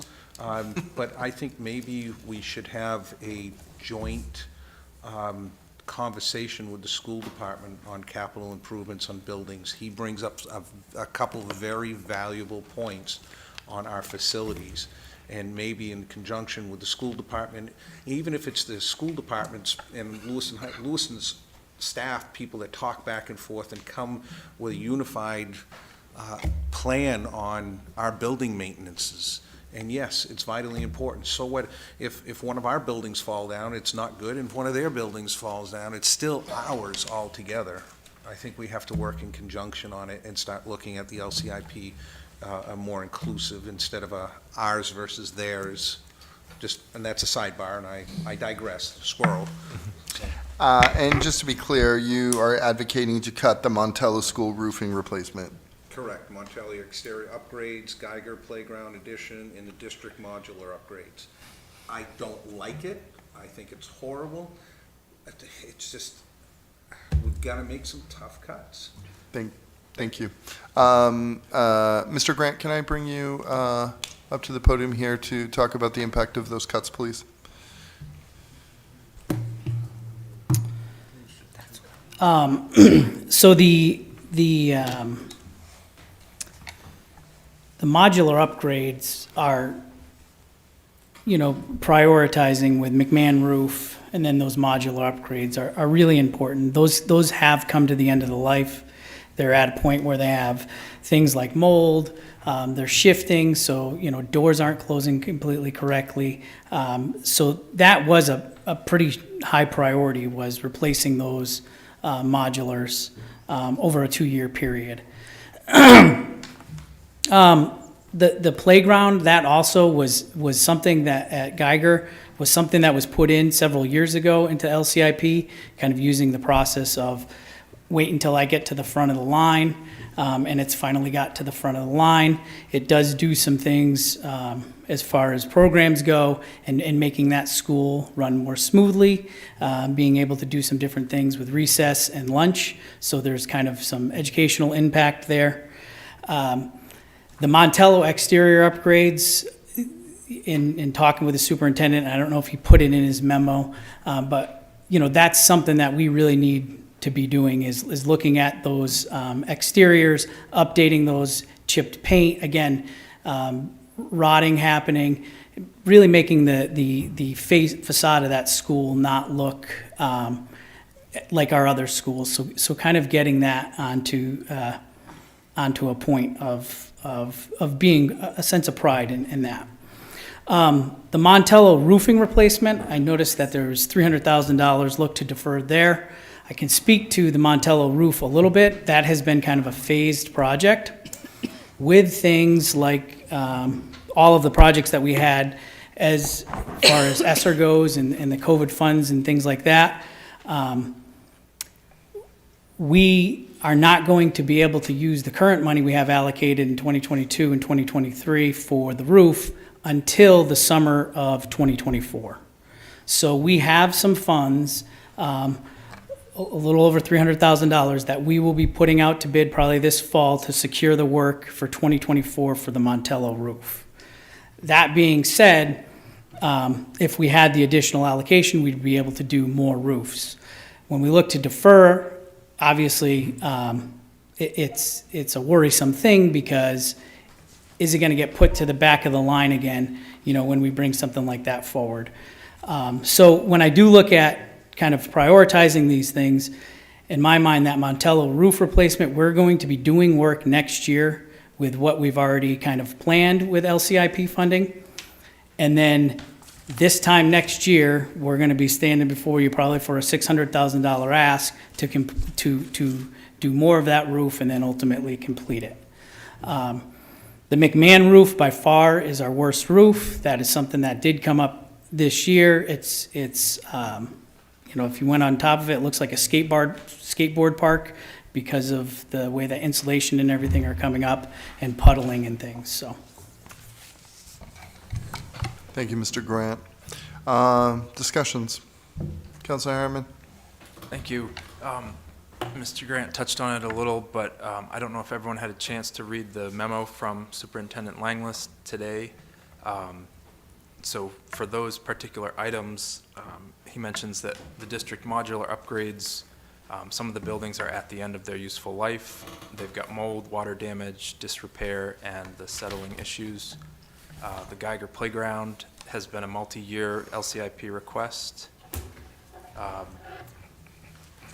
He does mention that the roof replacement at Montello, we could consider deferring that $600,000 request to next year. And then the Montello exterior upgrades, he mentions that they're sorely needed. The facade and trim are breaking down, causing pest control challenges, an unwelcome appearance, and contributing to other areas being impacted by water damage. So I also see a hard time, or I have a hard time putting these off any longer. Councilor Scott, I know you're on the Facilities Committee, correct? Yes, I am. Okay, yeah. Could you please weigh in on this? So here's my concern. So first off, if we defer, you know, one of the conversations that we're having is how difficult this is and how next year is going to be just as difficult.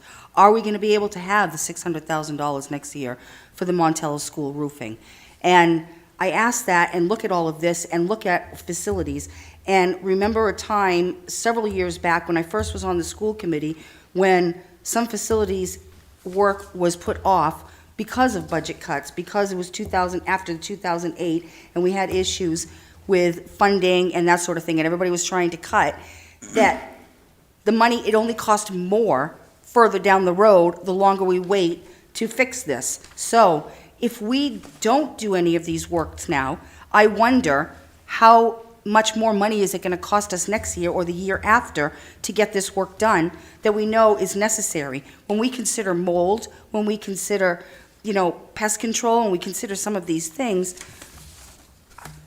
do we want our kids learning in that environment? I understand we have a lot of facilities, we have a lot of places, but I think we need to consider those things as well. If I kept deferring the fixing of my roof of my home, eventually I'm going to have to fix my whole home because I'm probably going to have a leak that falls in, and now I'm going to have to fix my floor and my walls and my rug and everything, I don't know, I just worry about those sorts of things. If we put it off another year, how much more is it gonna cost us down the road, and are we really saving money in the long run?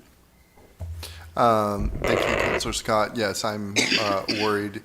You know, I would, at the very least, suggest that we do all the roofs presented here. You know, if there's no roof, what's the point?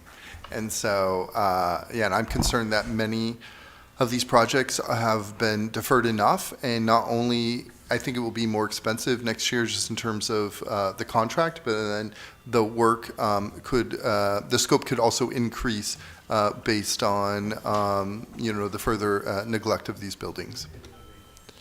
Further comments from the council? Councilor Jelinas? I just want to also, reference in Superintendent Langley's memo to us today, he uses the Dingley Building as an example of, a situation that, now they're looking at probably not double the cost, but I mean, significant increase in the cost to repair that by putting stuff off. And I think, we have to be mindful of that. And that's concerning for me. And I guess, I would agree with Councilor Lashpell. This is just difficult. This is really, really hard.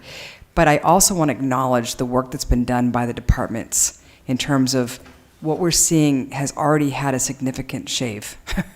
And I think that sometimes, we're trying so hard, but I think there's already been a lot of work done. And I just say that as we're looking at these school items, as we talked about the city items earlier, and for every department for that matter, but just thinking about that a lot tonight. Councilor Pease? Thank you, Mr. Mayor.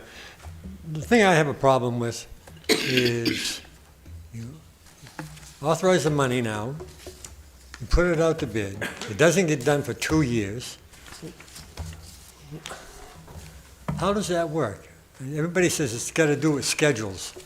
Well, if you're going to put a bid out, you have to make some commitment on what your costs are going to be. Every project has a cost overrun. If you can name one that hasn't, I'd be really pleased to hear about it. Every project, Unless you change the scope of work, you're absolutely right.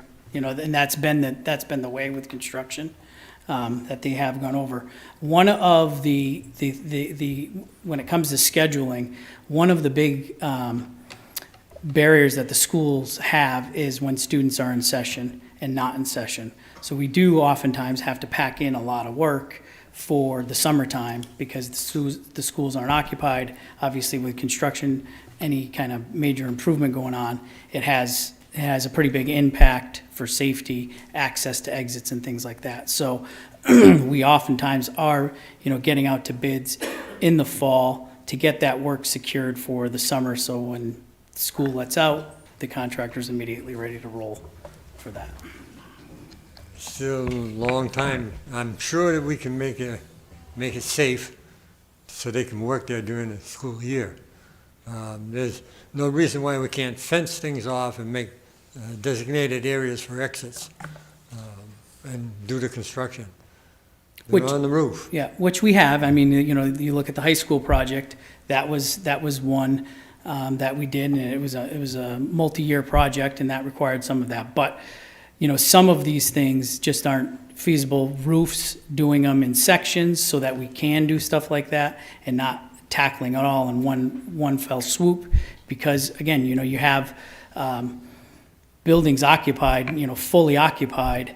You're going to need every one of those egress exits and things like that. So, it's definitely something that we look at and how we can do these projects, especially with timelines of things. How we can get them in, but also maintain our daily operation, which is, teaching and learning. So, All right, when these go out to bid, they go out to several different companies? So that goes out to a general bid process following our procurement process. So it's advertised, usually in a local paper. We put it on our website. We can send it out to particular contractors as well. But are they all in lump sums? In other words, if they say, do the roof of Montello, move to McMahon, Those would be that's all one bid, or is those it would be separate projects. They're all separate Yeah, projects? we could do it in one lump sum kind of a thing, but when we look at these, we would be looking at it, as a case by case, of whether to go out as a lump sum or case by case. Okay, thank you. You know, and it's been said, thank you, Mr. Grant, and thank you for being here. You know, it's been said that, yes, these are tough conversations for sure. And just to note, for the public's benefit, you know, when we're looking at city and school department, you know, the city is clocking in at 9.5 million, and the school is clocking in just over 3. And so when we're talking about removing a third of the school's LCIP budget, it is, you know, disproportionately, you know, affecting the school versus the city. And at this point, it's, you know, as I look through the list here, every item is necessary. You know, it's necessary either because we need it, and now's the time, and it's not going to get cheaper later, like in case of the fire station, and then, or we need it because we're just down to the wire in terms of deferred maintenance. And so I struggle to see the rationale for cutting anything further beyond the sidewalks. Councilor McCarthy. Thank you, Mr. Mayor. This is my struggle. Years ago, before this 80% rule was put into place, the city was in deep debt. And that's why the city council came up with this 80% rule to reduce the amount of debt that we have. The city has done a great job reducing that, but we are still on the high side of what the amount of debt that a city our size should have. So we're not downsized to middle of the road, we're still on the high side. Now, the previous 2 years, the LCIP exceeded 100% of what was, it wasn't just the 80%, it wasn't the 95%, it exceeded over 100% the previous 2 years. So this would be the third year in a row that we throw this rule out the window and approve a bond package that is over 100% of what's being retired. So it's sort of, it's, you know, budget creep. We're starting to, well, we did it last year, well, we can do it again this year, and then all of a sudden we're back where we were a few years ago, and that's what I want to avoid. So it is tough. I don't know if I'll support all of the cuts that Councilor LaChapelle has put forward, but I think we need to look at some of them. I think we need to get closer to my goal was 95%. That would get us, more projects funded, but it would also reduce our debt by a little bit. It's not much, but it reduces it by a little bit. So that was my goal of 95%. Don't know if we'll get there or not, but that's my goal. Thank you. Councilor LaChapelle. Thank you, Mr. Mayor. And I guess when our concerns over next year's budget's not going to have $2.1 million for a roof at McMahon and Lewiston High School roof. So that's going to be missing. And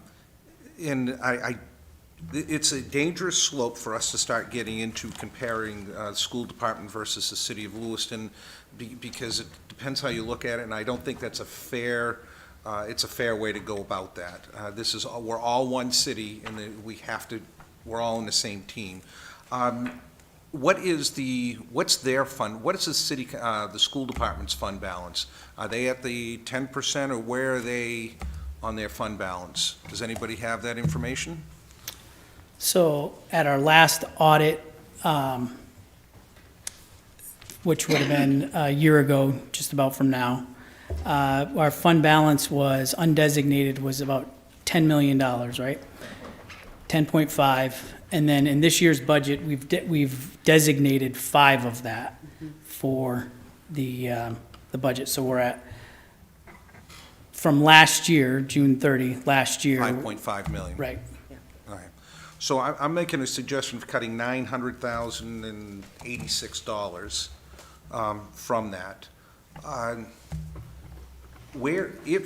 So I guess question for administration is somebody with a calculator that can figure this out. Where would that put us on would that get us down to like that 95%, or where would that put us if we took just those 4 out, that $986,000 and $477,000 off from the sidewalk? where does that get us on a percentage-wise? I know that's 1.2, $1.3 million. You're within $61,260.95, or Oh. 95%.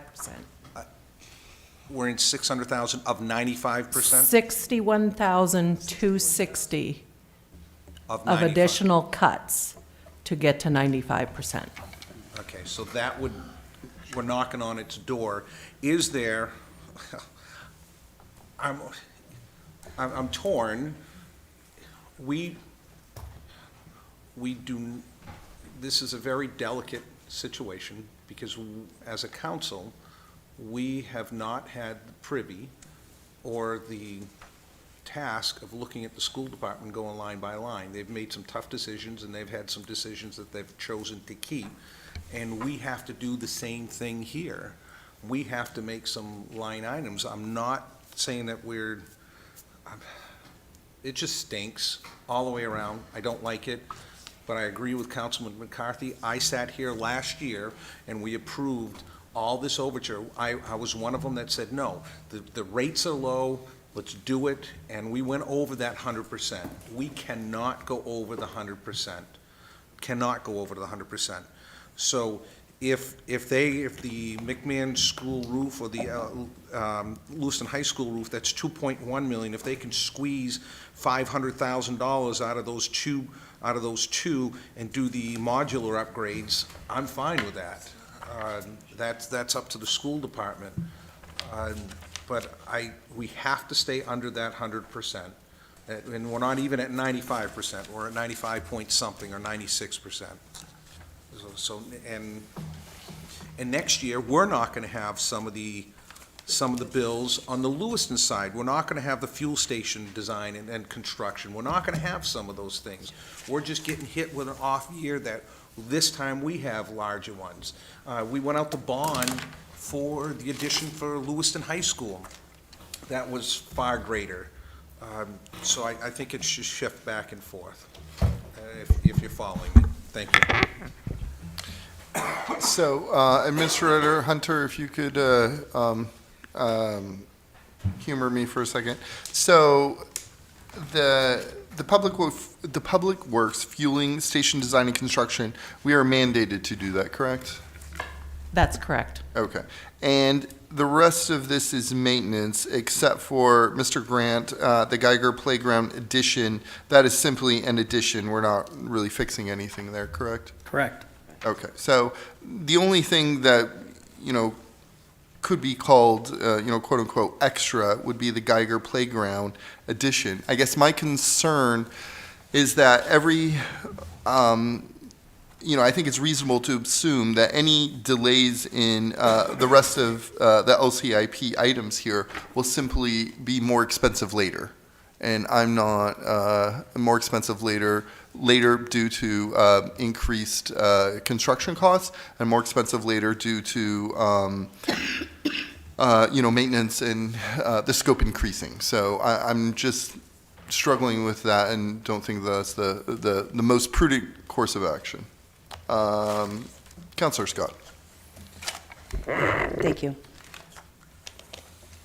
And I'll ask the city administrator this, if we go with the sidewalk suggestion of just keeping it at 300,000, and then we deferred the Montello School roof replacement, the 300,000,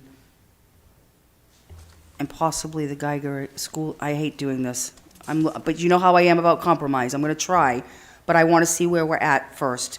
What would our percentage be with that? That's another 300. Because I really, really feel that the upgrades to the Montello exterior, those modulars, and those two roofs, I feel like anything with a mold or anything like that's safety issues for our kids. I can't compromise on those things. Counselor, could you are deferring Montello, what else are you deferring? So the sidewalk, the original thing with the sidewalks at 300,000, the Montello School roofing replacement, 300,000, and then, I hate saying this, the Geiger Playground addition. And that's 700,000 total, correct? And you're leaving the modular, the Yeah. McMahon and the high school, correct? Yes. Okay. Are you leaving the exterior upgrades for Montello? Yes, I'm Okay. just thinking about for the school department, the Montello roof for 300,000 and the playground equipment for, that's 100,000, correct? So with the 80% rule, you are at $2,018,590 over the limit. You're at 128% of the limit. And at the 95%, you're at 107.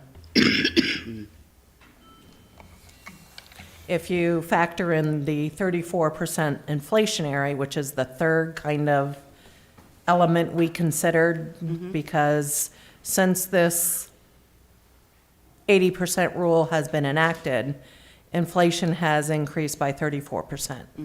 So if you look at it from that perspective, we're actually underneath that. So we, out of the three, we at least hit one that we're underneath. And what happens if we don't get the 5 votes tonight? Then nothing gets passed. And nothing, that means no work gets done. That means no projects are authorized. Councilor Harriman? Thank you. I just wanted to point out, and Mr. Grant or someone else could correct me if this information has changed, but in our original LCIP book, the modular upgrades and the high school roof replacement are phased in. So the modulars, it's looking for 500,000 this year and 500,000 next year to make that happen. For the high school roof, it's $1 million this year and $1.4 million next year. So I mean, while it sounds good to save some money this year, it's just gonna come back to us next year, and we're not gonna get the project done if we don't fully fund it. So just wanted to point out on those two items. Councilor McCarthy? Thank you, Mr. Mayor. I have a question. The fueling station for Public Works, can that be split between 2 years, like we do the fire station? I would bring up the Public Works Director to address that. Director Bruncheck, please.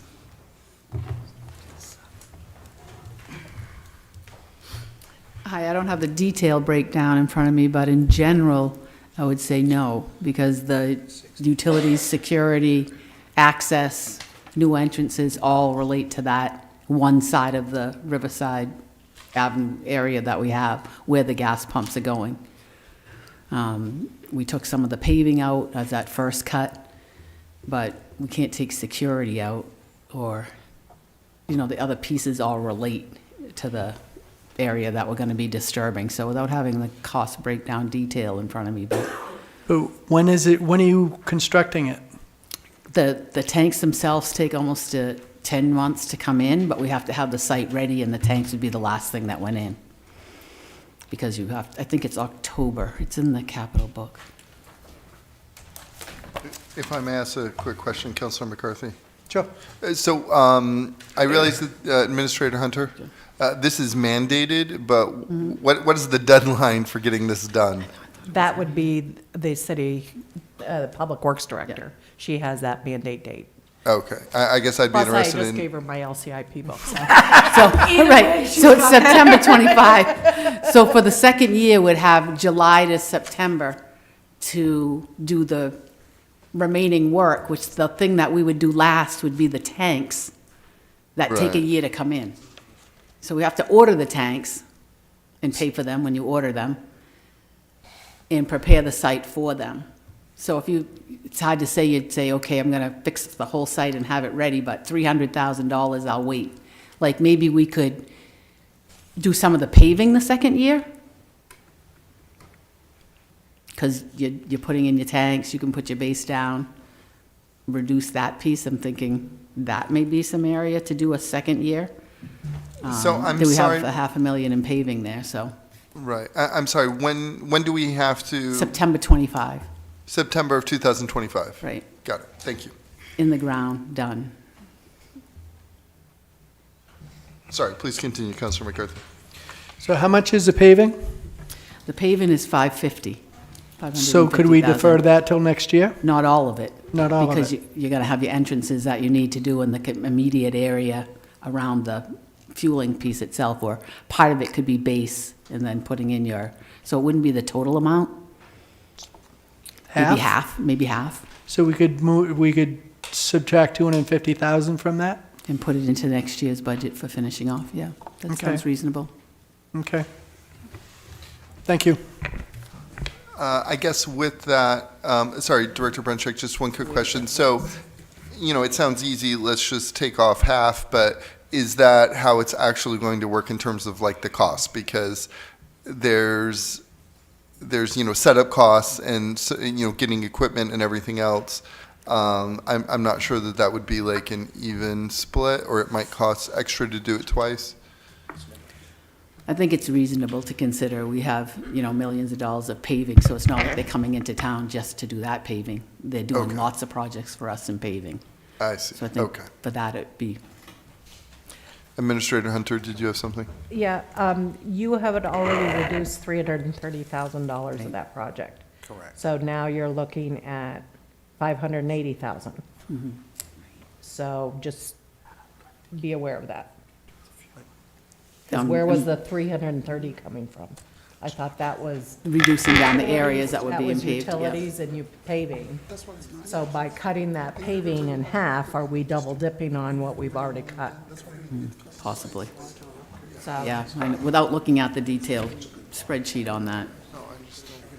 I know there's an air, like, we have the snow dump right there, so the first cut was to not, to separate out and tighten in the area for security around access around the fueling tanks, that the area for the snow dump area wouldn't get paved. That was that first 300,000.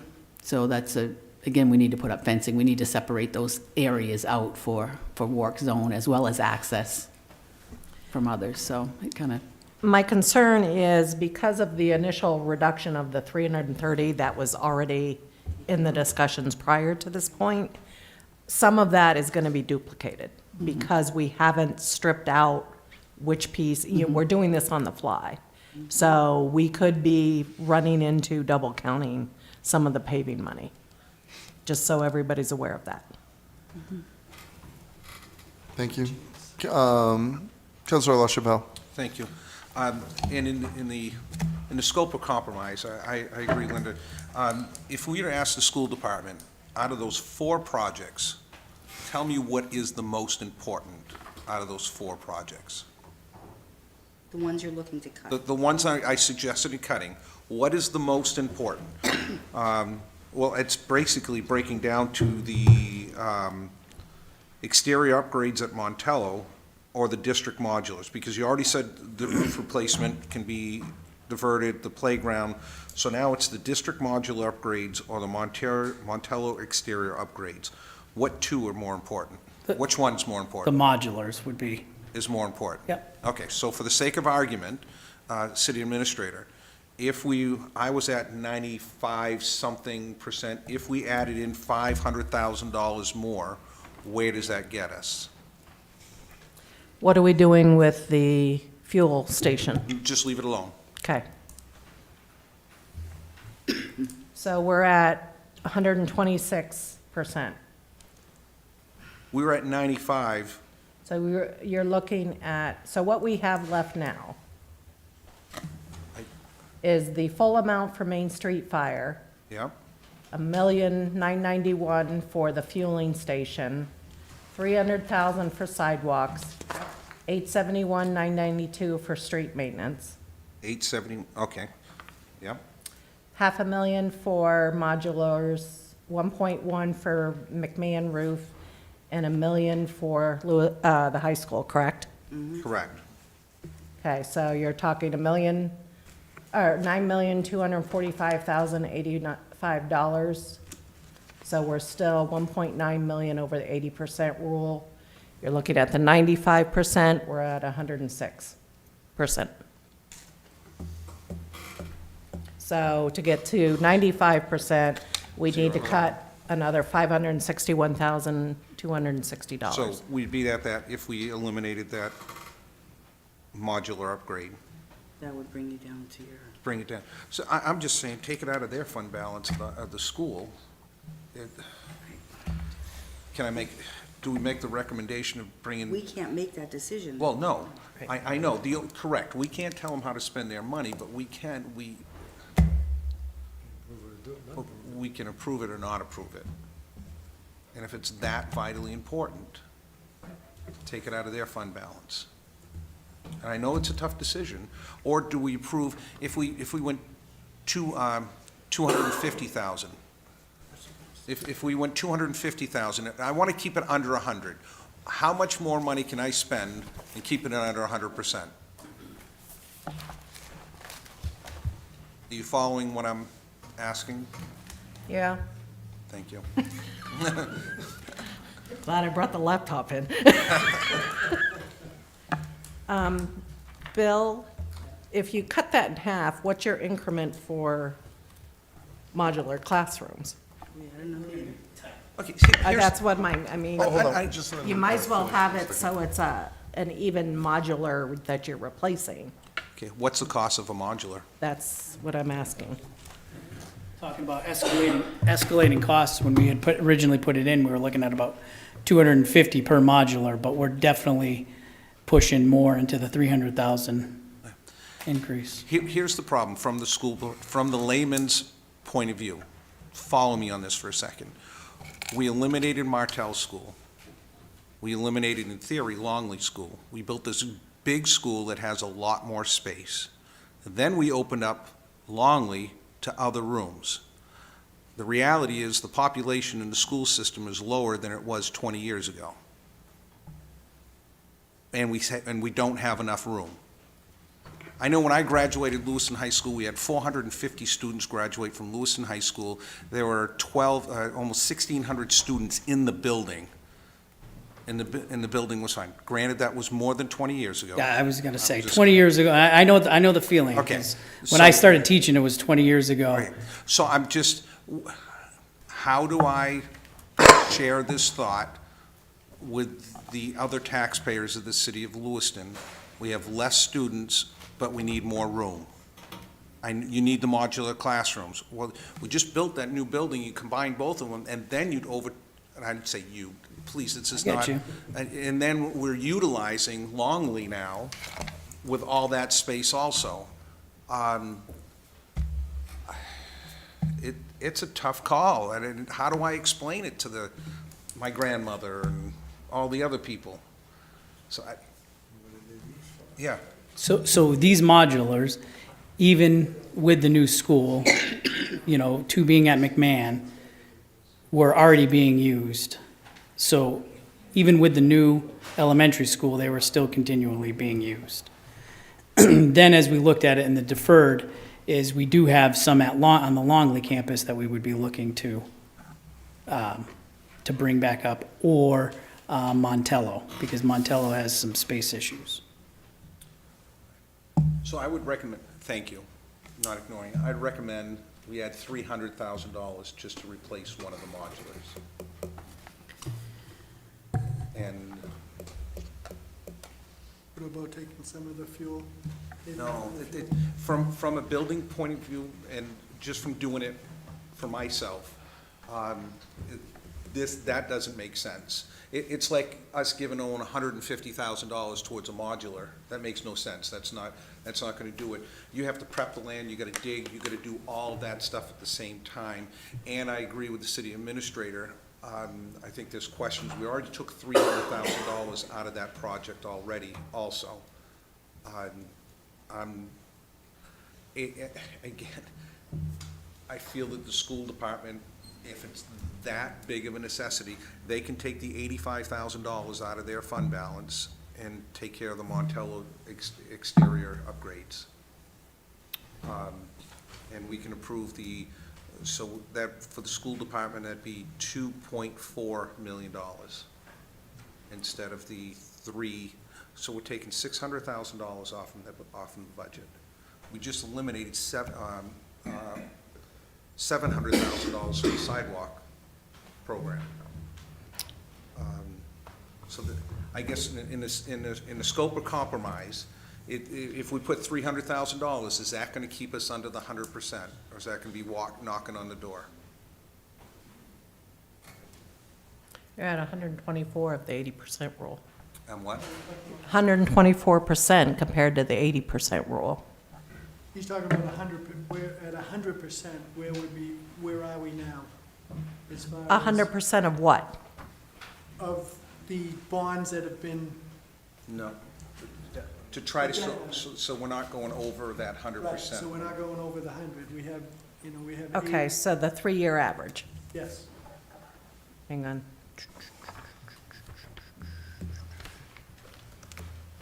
Last year, we were at 125 or 130 or something like that. It was crazy last year. I know. I said I wouldn't do it this year. Yeah.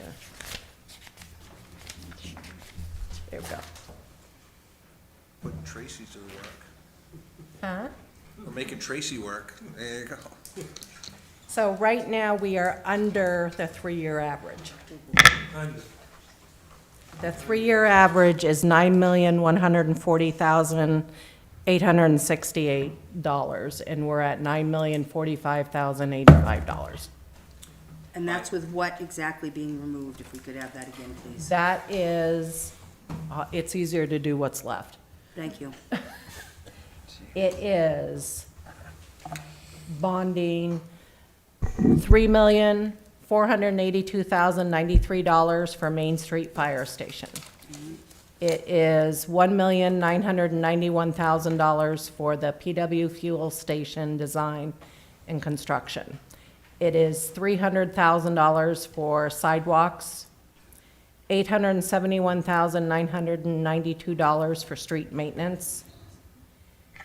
It is $300,000 for district modular upgrades, $1.1 million in McMahon School roof replacement, and $1 million for Lewiston High School roof replacement. So. And the utilities Right, are the utilities. right. Right. So we're, at that point, we're deferring the Montello School roofing replacement, we're deferring the $86,000 for Montello exterior upgrades, and then the Geiger Playground addition. Correct. And then, yeah. 200 of And $200,000 for And then the 200 modulars. of the, yeah, keeping 60% of that budget. Can I have the councilor's thoughts on this? More than 60% of that budget. Councilor Scott. Thank you. So this is so hard, so hard. But the reality is that if we don't get the 5 votes, we don't get any of these projects. So unfortunately, compromise is gonna have to be made. We have to, right? And I think we've already been working towards that. I said in the beginning, I don't wanna wanna cut anything. But I don't have $10 billion, I'm not Elon Musk, I can't afford to pay for everything in this city, I wish I could. And I hate having to do any of this, I honestly do. And I hope the community realizes how tough some of these decisions we have to make are. I will agree to that and vote for that. I don't want to, but if we don't agree or come to an agreement, we're gonna sit here all night nitpicking at pennies. And if we can't come to that 5 agreement, we're not gonna get any projects, and we can't have that. I can't live with that. And that's where I'm at. Councilor Harriman? Thank you. No, I was comfortable with the original amount, and I feel like, it might look good in 2023 to save a bunch of money off this, but I feel like it's just going to cost us more in the long run, and it's just really short-sighted to do this just for this 1 year. So I would support the original amount. Councilor McCarthy? Thank you, Mr. Mayor. So at this point in time, how do we move forward with what we've discussed? Do we vote on that list now and then vote on the total LCIP? Is that the way it will Yes, you go? would have to amend it, and then once the vote for the amendment would only take 4 votes. Okay. So you need The actual LCIP would take, a motion to amend the LCIP, Correct. including the cuts that we've discussed? It might- Or do you want to phrase the motion and It might be easier to say what we're reducing the projects to. But I would defer to the council on how they want to structure their motion. And, sorry if I can, McCarthy, I just want, or Sure. Councilor McCarthy, I just wanted to make sure there's no further comments, and we still need to go to public comment for this agenda item. So should we go to public comment before we? I would assume so, yes. Yeah. Okay, thank you. I'm saying if we could just hold off on an amendment for right this second. Further discussion from the council at this point. And now we're going to public comment for this item. And seeing none, we are back to the council. And yeah, if there's no further discussion, then Councilor LaChapelle.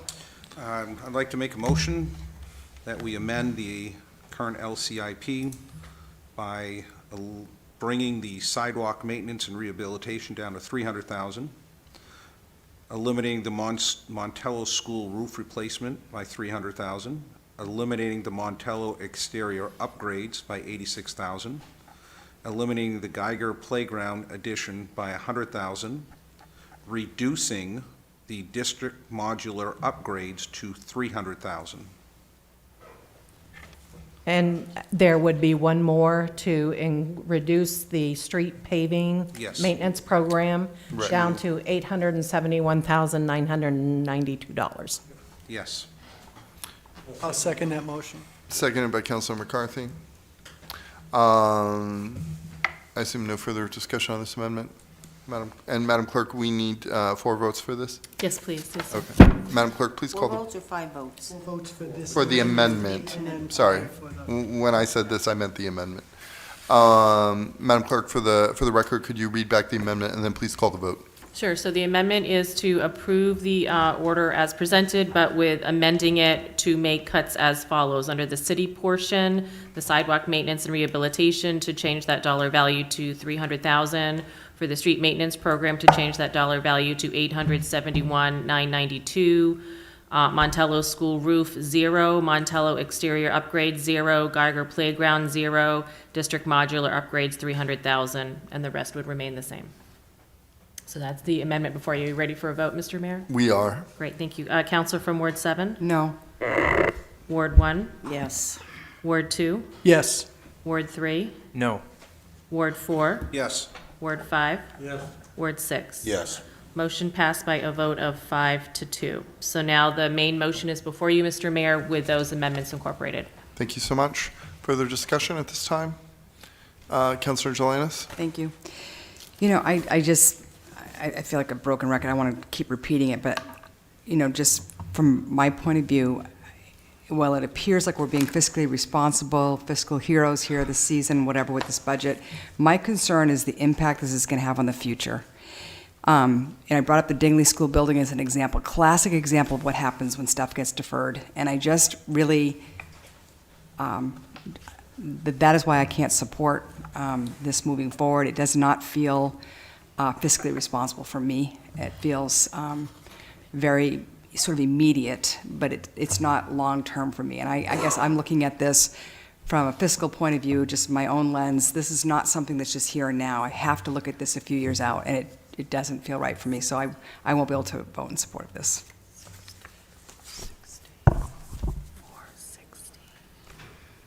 Further discussion?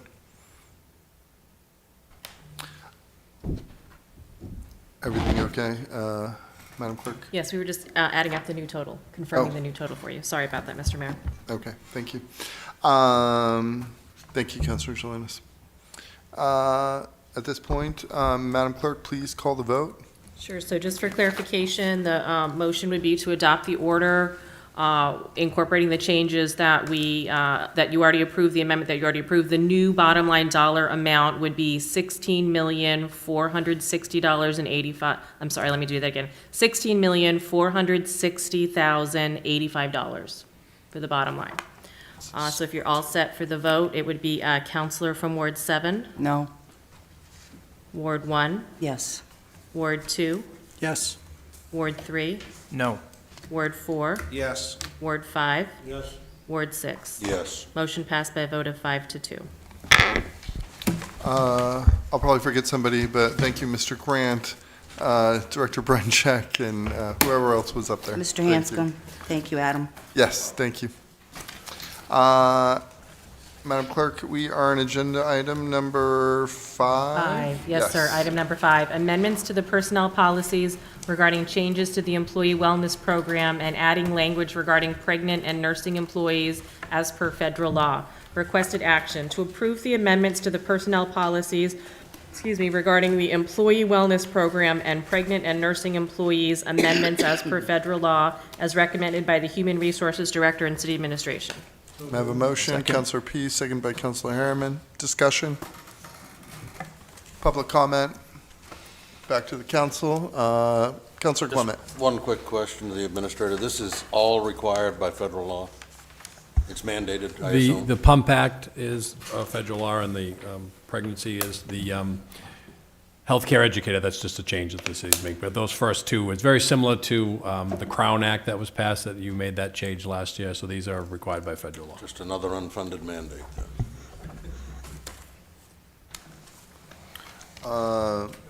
Matt, further comments? Councilor Harriman?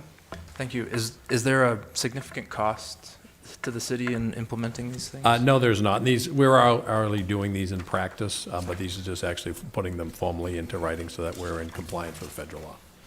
Okay, thank you. Councilor Scott. Thank you. I would just remind everybody that there are half of the women working in our municipality these days, and I think that the Pump Act is actually a very good thing for a woman that breastfed her children, 4 children, I think that it's really important that we have something like that in effect, and I'm glad that we do have this. I don't think that it's an unnecessary thing. I'm sorry, I just do not. Thank you. Who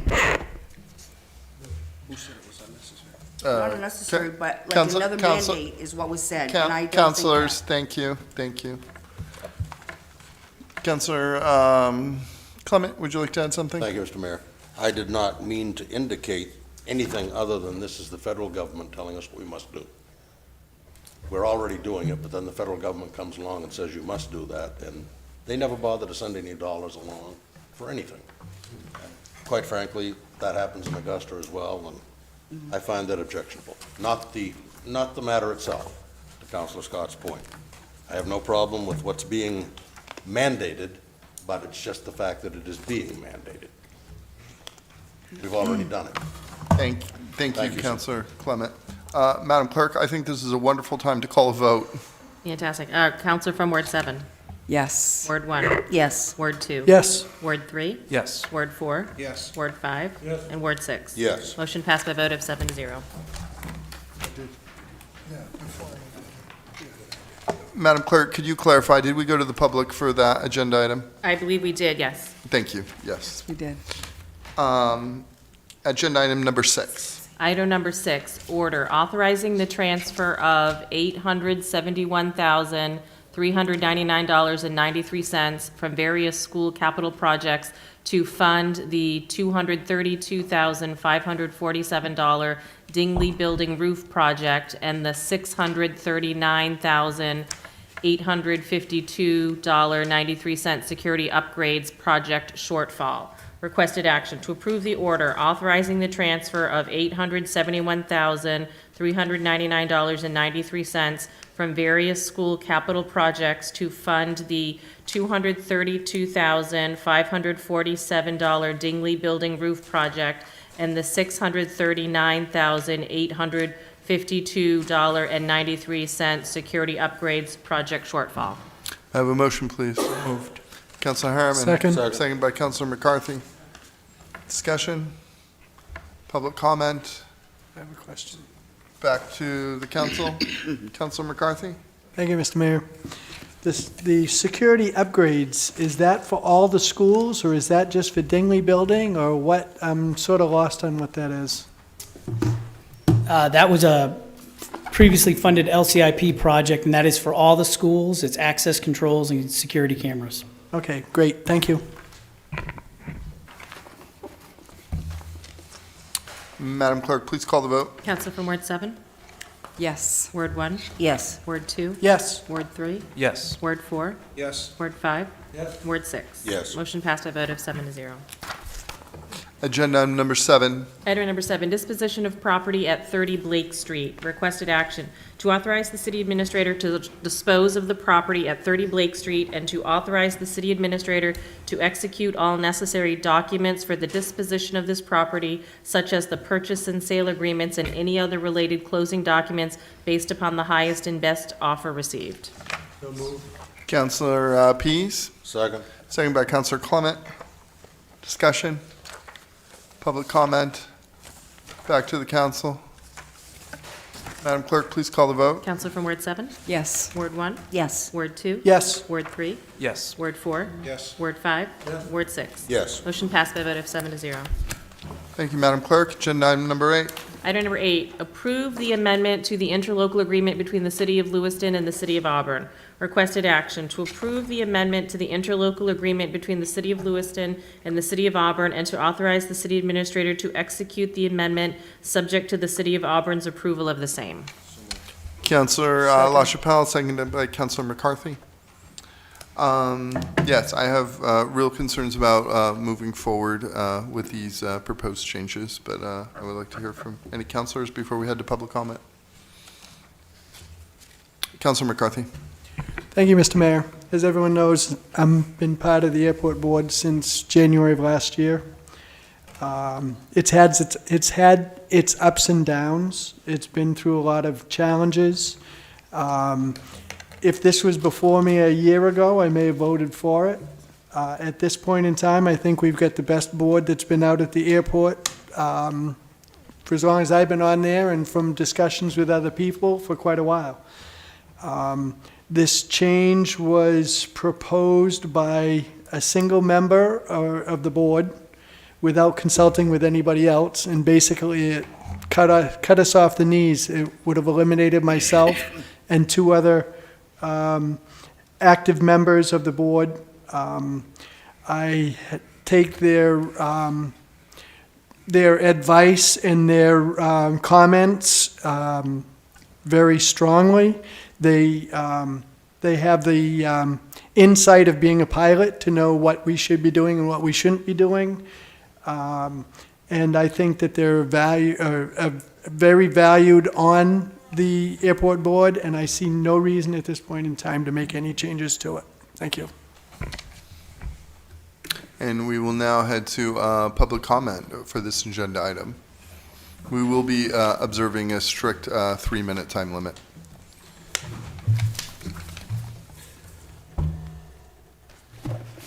Could I pass out a letter? Yes, sure. Or, well, if you can hand it to...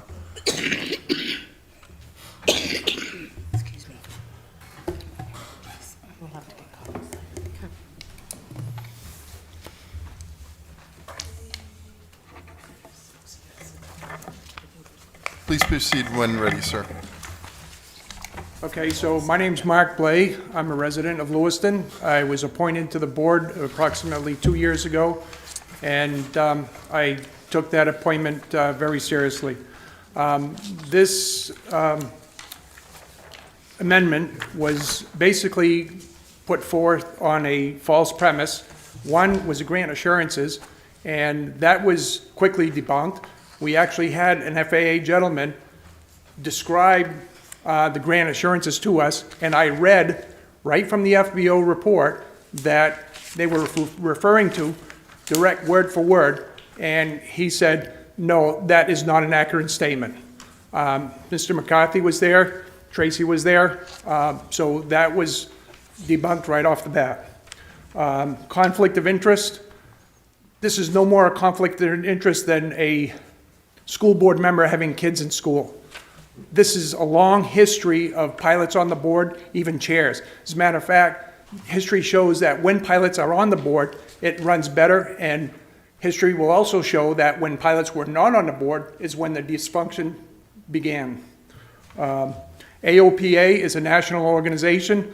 They wrote a letter. I think it went to Auburn first and then to Mayor, and this is a national opinion. This is not just pilots at Lewiston Harbor.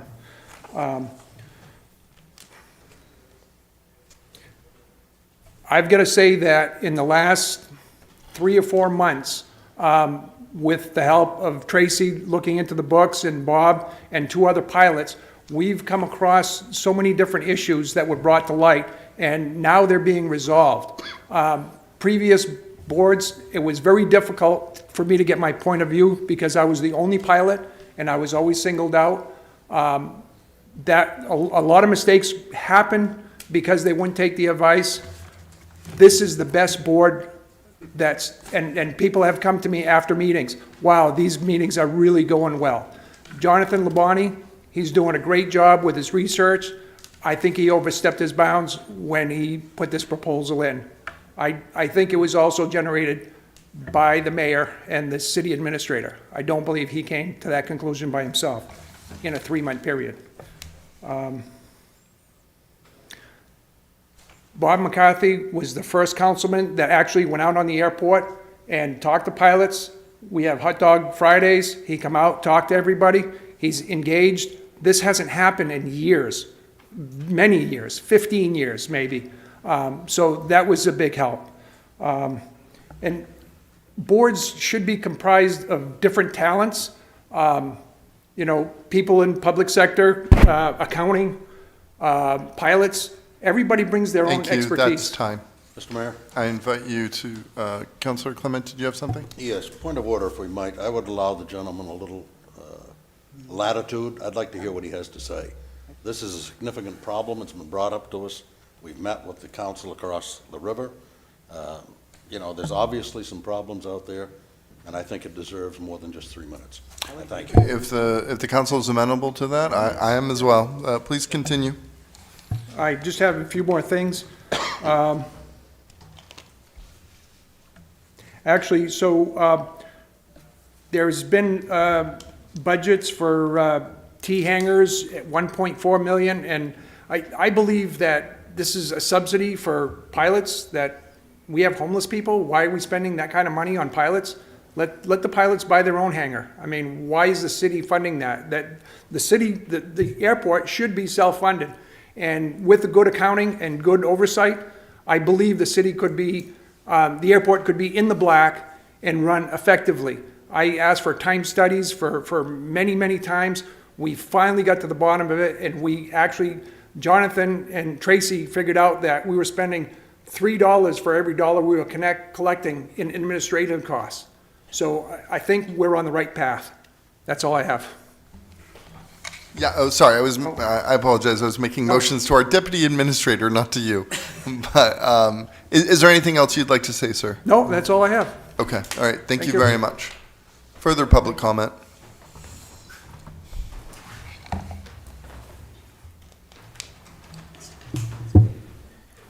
My name's Jim Platts, and I'm a tenant at the airport. I fly patients to medical care, and I base my aircraft at the airport.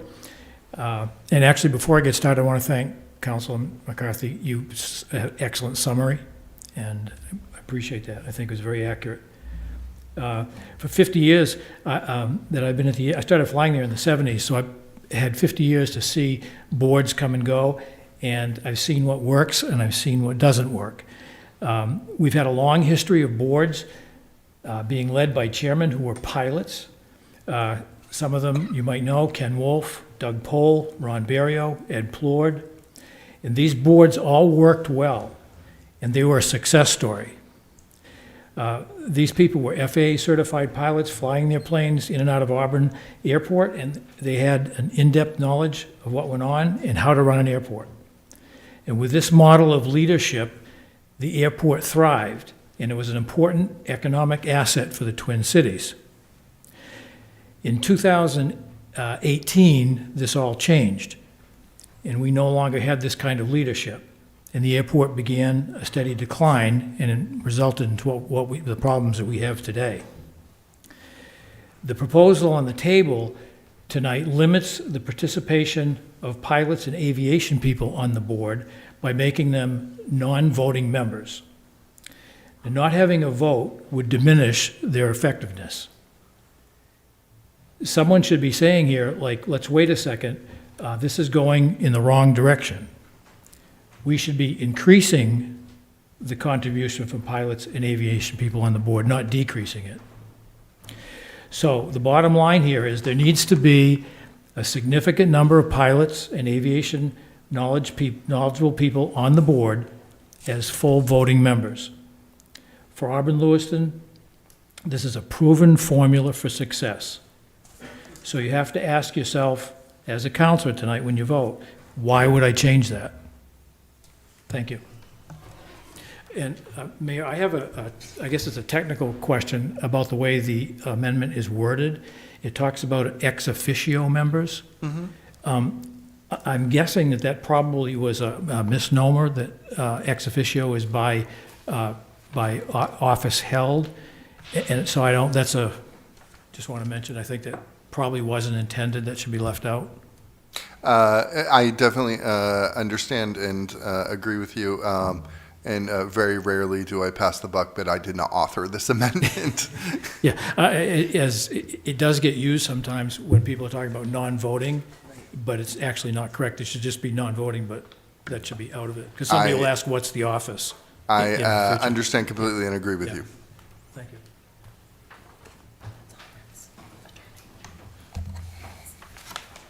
Mr. Mayor, council members. My name is Ron Russell. I'm an aviator also, probably the most experienced one here. I know I'm going to get razzed by the guys, but I'd like to say that this appears to me, I've been watching this for a long time, and this appears to be I'm a resident of Auburn. I've been a homeowner for 50 years and taxpayer, but this seems to be a power grab by the city. I've seen some things, Mark didn't mention one of the situations that came up where a property came up for sale for $15,000, and the city of Auburn was behind that. Luckily, Mark was there. He took a big chance. He stood up, and he was the only one there because there's always been a propensity to keep pilots off the board.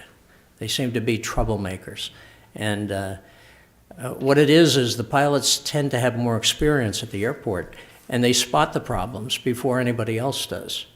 So in this particular case, Mark took a big hit, and he went ahead and stood up, and the property eventually sold for $300,000 approximately.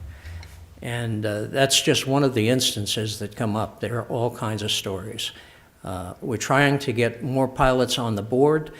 They're some of the most talented people I know.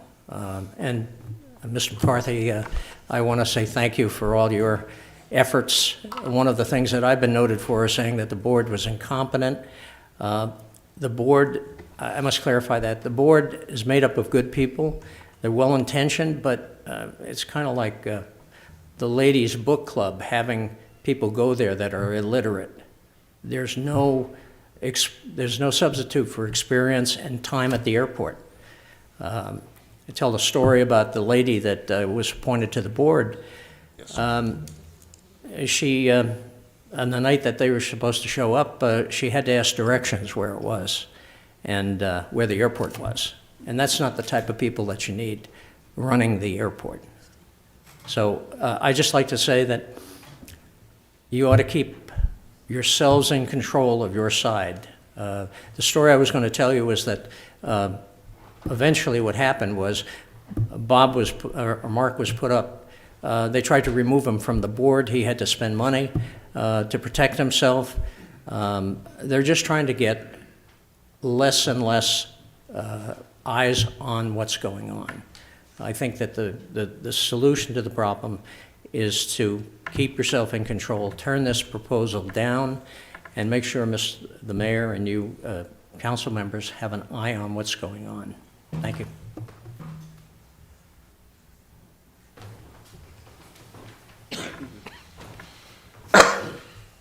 Good evening. My name is James Timoney. I'm a pilot and a previous board member at the Lewiston Auburn Airport.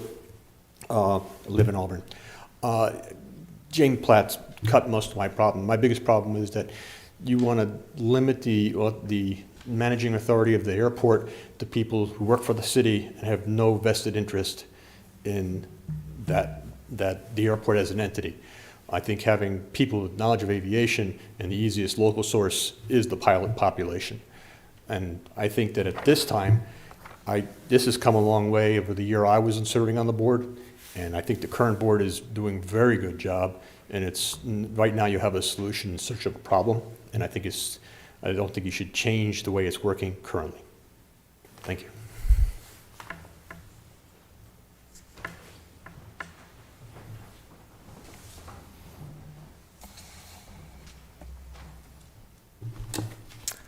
My name is Tom Ward. I'm the owner of Skyward Aviation.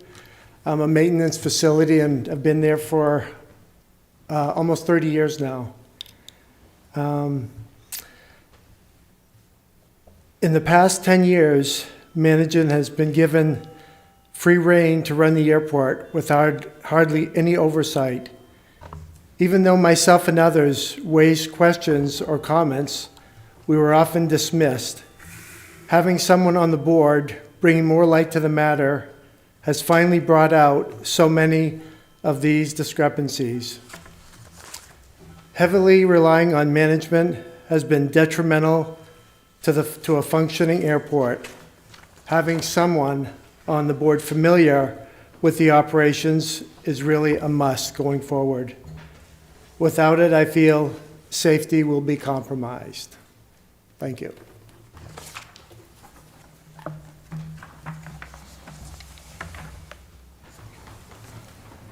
Good evening. My name's Ken Wolf. I was the chairman of the Auburn-Lewiston Airport Authority for 16 years, starting in the mid-'70s. I'm 106 years old now, but I look good for my age. I don't think the problem is with the current board. I think the problem is that the airport is no longer a dynamic entity. You need an FBO, a facility there that is ingratiating, that's actively trying to make a buck for themselves, and so doing provides all kinds of services for charters and pilots that come in. The restaurant there currently is open like 3 days a week. Restaurant, people say, what are we going to do today? Let's go hop in the plane and go fly somewhere. You go to Sanford and it's busy as hell. You come to Lewiston, I live 5 minutes from the airport. I try to go there to have breakfast. It's closed. You need a restaurant that's active. You need a flight school there. You need a full-service facility. Right now, the place is dead, and it isn't the board. It's, unfortunately, I think management in the past has been poor, and it pains me to see what it's doing, but there is nothing there. And you get yourself a good FBO who starts up a flight school and encourages flying clubs and has fly-ins with bringing people in for educational events and pancake breakfast. You put some life into the thing, it'll get better. Changing the composition of the board of directors is going to do nothing. If you have a bunch of people whose education relates to baking cakes, and I don't mean this in a pejorative way, but then you put them on the head of a bank, I mean, that makes no sense. You need at least some viable input from people who, on a day-to-day basis, can make valuable input. I hearken back. We had a problem with finances, and we, back in the 70s, early 80s, that cost us $25,000 to keep the lights on all night. We said, why the hell keep the lights on all night? Let's get an electrical system. We shut it down. The pilots can turn the lights on when they need to for 10 minutes. We save $25,000. That sort of suggestion isn't going to come from city administrators or people that who do a fine job, and Mr. Labonte, God love him, I mean, he's the best thing going out there, but he has to be told what the options are, what the choices are, what's even available. And so I really believe keep some people on the board who have had, in my case, I don't want to be on the board anymore. I've had 59 years of flying. I've had enough. I'm still flying, but I care enough about the airport that I'm here tonight to just give my rotten 2 cents worth. So I thank you.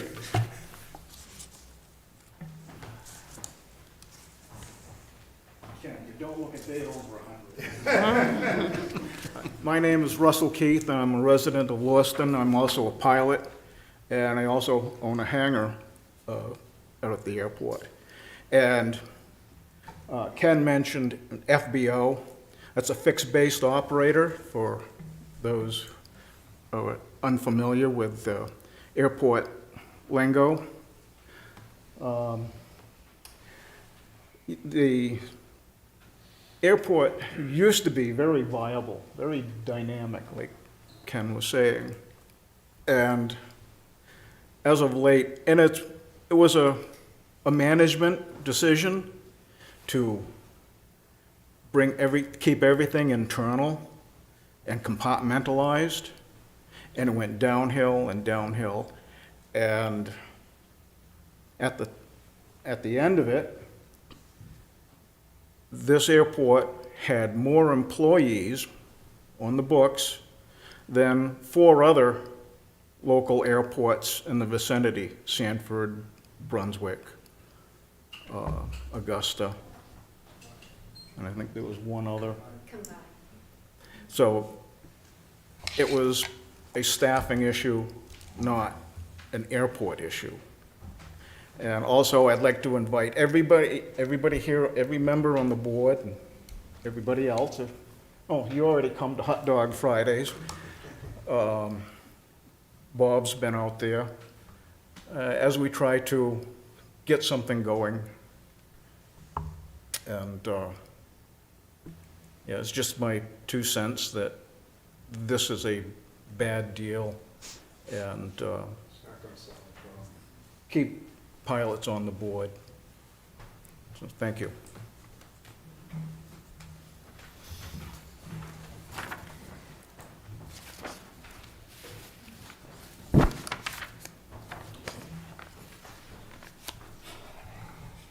Hello, everybody. My name is Joseph Payton. I am a recent private pilot. I'm not a citizen of Auburn or Lewiston, just an avid user of the airport and the airport facilities. Over the past about 2 years, I received my pilot's license with the help of 2 amazing instructors that are based off a hangar in the airport. And with their pushing, have become more and more involved with the airport and the airport board and trying to make something happen at this airport. I feel like I have a little bit of a unique position, kind of on the outside looking in. I don't have the historic views that some of the amazing knowledge over here has. But I'm currently on my way out of the 3rd business that I have taken over and caused 100% year-over-year growth in. And the Auburn Airport is somewhere so something like that can happen.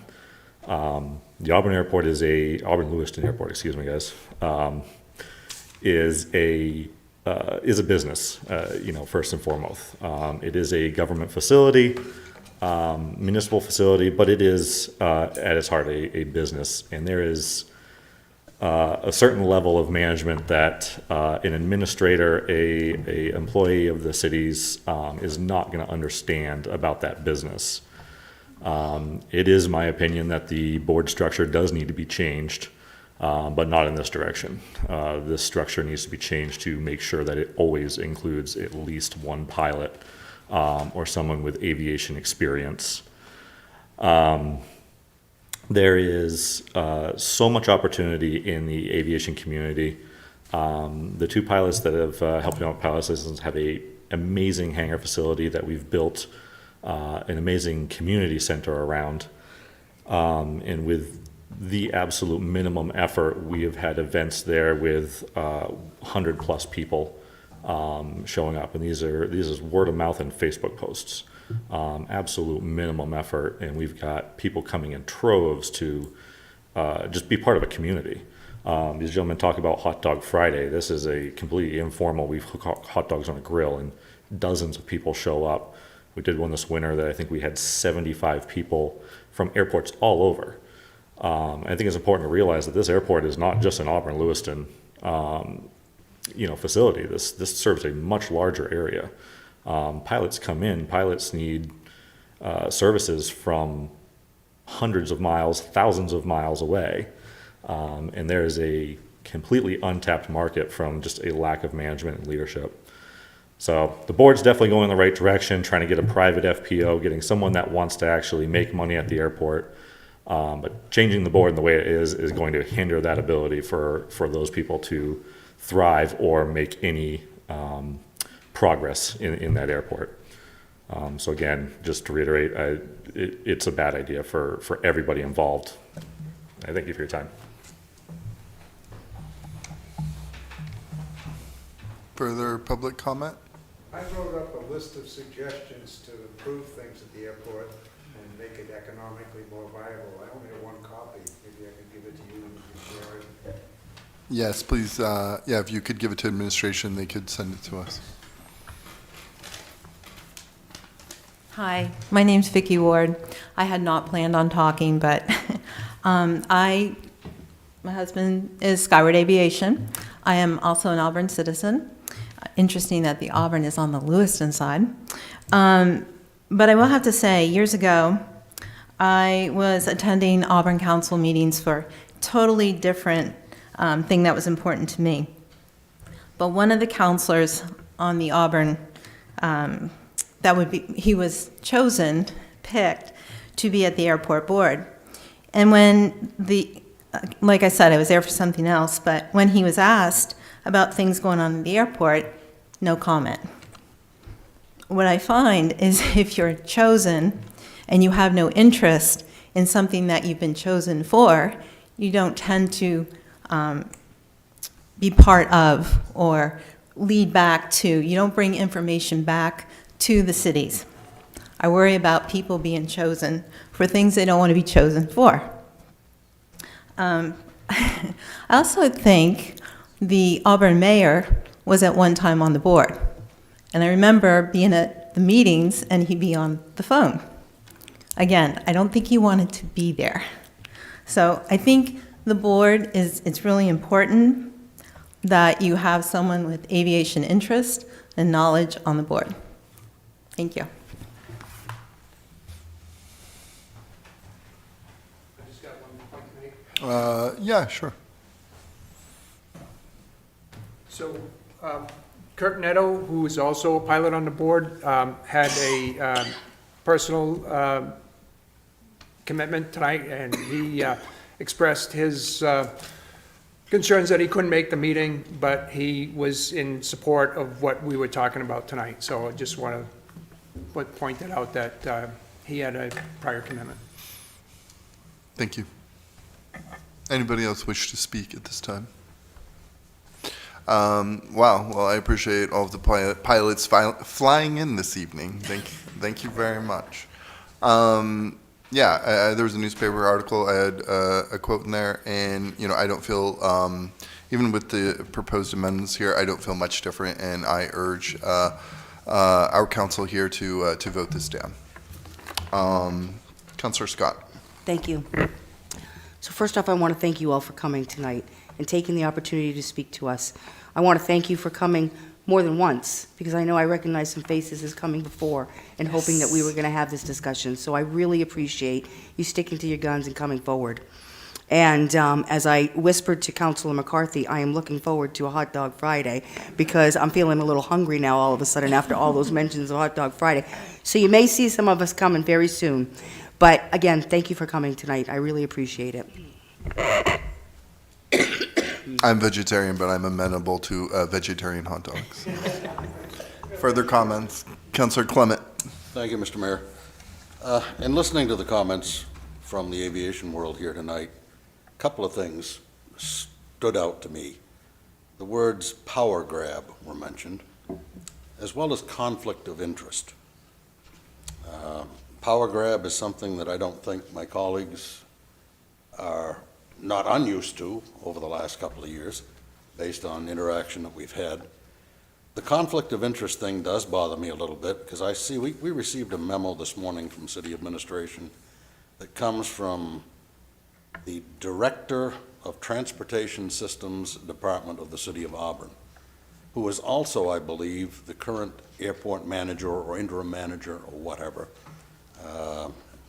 And he serves on the board, and from the position, if that's not a conflict of interest, then how can we sit back and say that a pilot is any conflict of interest. I think the gentleman, I believe it was Mr. Blay, said that that's no different than a school board member who has children in schools.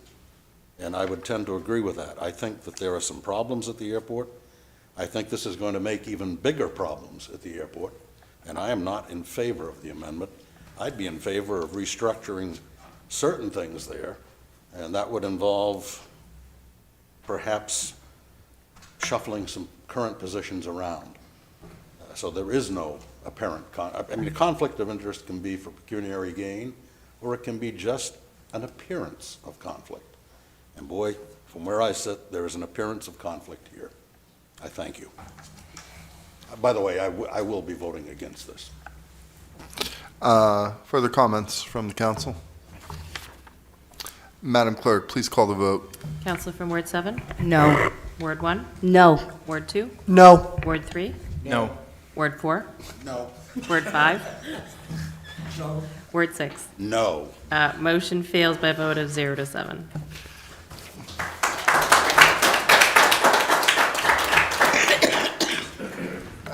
Have a wonderful evening. Thank you for coming. Councilor LaChapelle, did you have something? Yes, and still talking about the airport. Excuse me, yes, you meant. Would it be possible that, I know you're still on the board and we have a couple board members, I think this needs to be continued conversation with the board and with Auburn, that I don't want to see this end. There's obviously some problems, and we can't just one side vote yes, one side vote no, and just ignore it. We cannot ignore this. We have to continue working on it. So when is the next board meeting, executive board? Yes, it's a Wednesday evening. Tomorrow night, we have an executive session to discuss real estate. Right, that's just an executive session. The next Correct. regular board meeting is Next week. Wednesday. Okay. Would it be possible to put on the agenda, or just some of the concerns that we're having in just the open discussion now of moving forward on possibly reorganizing or just listing some of the problems? So we can't just vote and say, okay, everything's better. It's not better. We have to continue moving forward on it. That's just my opinion. I don't know how the rest of the council feels, but I think we need to dive deeper into this. So I don't know if we need a motion or something from this council. I guess, direct our. what are you looking for the airport board to put something on the agenda? Are you looking for us to put something on our agenda? Workshop?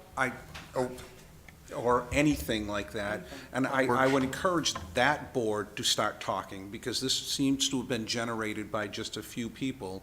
And I think the entire airport board that are sitting there right now needs to have this discussion, and we need to further it up. Maybe we have a workshop in a few months in the fall or something like that to continue talking about it.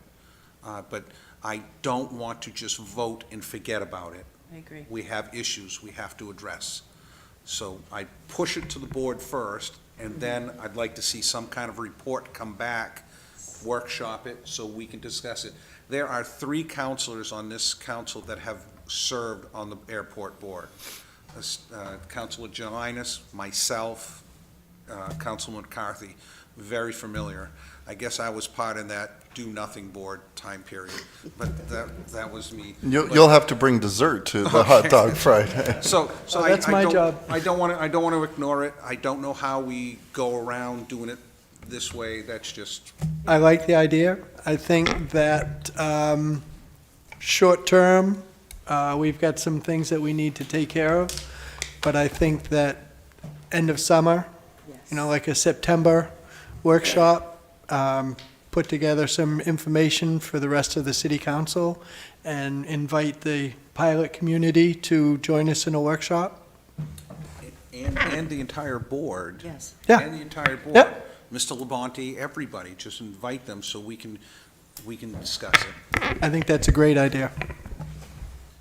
Councilor Clement, did you have something? Basically, that's just what I was going to suggest, Mr. Mayor, that we invite the entire airport board to come over here.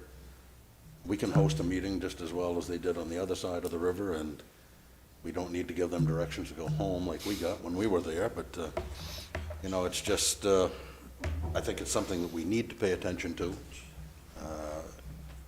We have significant investment in this over the years, and we can't let it die. But let them go back, discuss what happened here tonight, and then come forward. I'm sure that administration can arrange for a workshop, regular council meeting, whatever.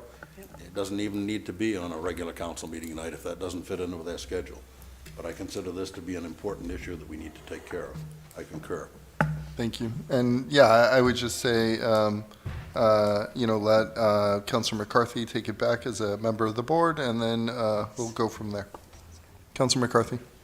One quick thing. Now, if we set up a workshop, can it be very interactive with the board and the audience? Because I know normal workshops, we don't allow the audience to make comments. We can structure something that would work out. Great, thank you. Well, and before we're making a bunch of plans here, but I guess I want to have you go back, share concerns with the airport board, and then we'll go from there. Excellent, thank you.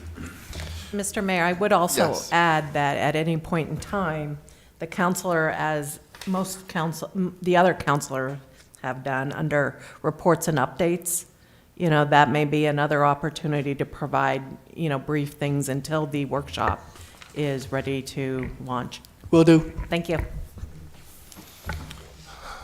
Pilots, thank you very much for being here. Have a wonderful evening. I mean, you can stay if you want to, but. We need a supplemental appropriation for hot dogs, please. Don't push it. We are now, agenda item number 9. Yes, sir. Item number 9, continuation of public hearing for the application of a homeless shelter submitted by Lewiston Housing Authority. Requested action to continue the public hearing for the application for a homeless shelter submitted by Lewiston Housing Authority to the June 20th, 2023 Lewiston City Council meeting. May I have a motion, please? So moved. Councilor McCarthy, second by Councilor Jelinas. Madam Clerk, please call the vote. Councilor from Ward 7? No, we're moving it forward to the next meeting. Okay, yes. Word 1? Yes. Word 2? Yes. Word 3? Yes. Word 4? Yes. Word 5? Just a point of order, Mr. Mayor. In the middle. Yes. When we're taking a vote, isn't there discussion? There should always be, there can always Isn't be. there discussion? Well, we are simply continuing this on to the next item. Because it wasn't ready for tonight. So a continuation vote, there's no discussion? There could be, certainly, Counselor, there could be discussion. It would be limited to the merits of the agenda item, which basically is a timing matter to move it forward and the date specific. But yes, there certainly could be discussion. So I just have concern that my counselor from Ward 7 had a question in regards to that and was not able to ask. yeah. So was your question germane to the moving? Okay. Then Well, did you still have a question, or was your question answered? No, it hasn't been asked or Oh. answered. Oh, okay. Sorry, I guess. There you go. Do you have a question? Yes, just quick. I under the information, it said that application was still being finalized, and I guess I just wanted clarity around, was it just simply because it was a timing issue for legal advertisement? Because we've received updated information. Right, it was a timing preparation regarding the agenda packet. So we received the original application. Yep. We reviewed it. It was determined to be incomplete. We prepared that 6-page letter listing everything out. And they were provided until June 1st at noon, this past Thursday at noon, to provide it to us. Got it. But we needed to be able to determine that when it was complete is when we then set the public hearing date under the ordinance. So we really needed to follow the steps outlined in the ordinance. We were trying to be efficient in our timing, but we really need to follow the steps in the ordinance. And so they have submitted the completed material. Staff is still vetting that and still verifying that it meets all the criteria for the ordinance, and that's why we're moving it forward to the 20th of June. Thank you, Madam Clerk. Should we expect any further information than what we've already gotten for updated? Most likely, no. There may be some very minor items that we may deem the second attachment as incomplete, but very, very minor. But most likely, you probably have 99% of the material that you'll be receiving on this. Yes. Thank you so much. Thank you. All right. Madam Clerk, could you restart the vote? Absolutely, yes. Counselor from Ward 7? Yes. Ward 1? Yes. Ward 2? Yes. Ward 3? Yes. Ward 4? Yes. Ward 5? Ward 6? Yes. Motion passed by a vote of 7-0. Thank you, Madam Clerk. Now we're up to reports and updates. Are there any? Councillor Scott. Thank you. I just want to report that the school committee did meet last night. And I also want to thank everybody for coming to the graduation last week. That was a wonderful graduation. I'm sorry, Councilor Jelinas, that you weren't able to make it. I want to congratulate you on the reason why you couldn't make it, though, because a new baby in the family is pretty important. So, but I do want to recognize that everybody was there again this year, and that's extremely important, and I really appreciate it. I know that the staff, I had many teachers comment to me, that was 2 years in a row that we saw everybody there, and that's a really great thing. So, our meeting last night, we went over some policy changes. We're updating our policy book again, which is extensive work, so that continues to happen. We had a conversation about a field trip to Ireland, Scotland, and England. We talked about a refugee school impact grant, which is going to help, hopefully, with parents in learning English to help navigate the school system with their students, because we have a lot of parents that are coming in that are unable to speak English, and so this will help navigate that. That'll be work being done through the summertime. We talked about the Lewiston High School mechanical project upgrade. Siemens was chosen and voted on last night to start putting that work in, so that's a really important piece to hopefully keep the school going for much longer than the 50 years it's already been going, and we can keep that going for a while. We talked about the personnel policy, excuse me, and we had 4 executive sessions. It was a very long night after our regular meeting, so that's my update for tonight, and school ends next week. I know that kindergarten in Farwell, which I'm going to make the assumption that all kindergartens will be graduating next week. My grandson graduates on the 13th, so I'm looking forward to that graduation. And, yeah, we'll have summer vacation, finally. That's it. Councillor Herman? Thanks. I just have a couple events. So this Friday, Tree Street Youth is having their annual end-of-year celebratory march. It starts at 3.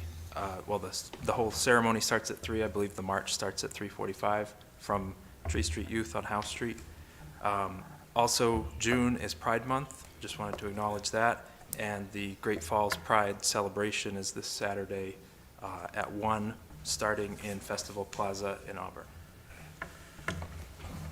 Further reports and updates? Fine. Councillor Clement. I'm not sure that this would be considered reports or updates, but I just want to make note of the fact that today, it is still June 6th. Yes, it This is the 79th anniversary of D-Day, perhaps one of the most important events in the last 100 years, from our perspective anyway. I think we tend to lose sight of things like that, and we shouldn't.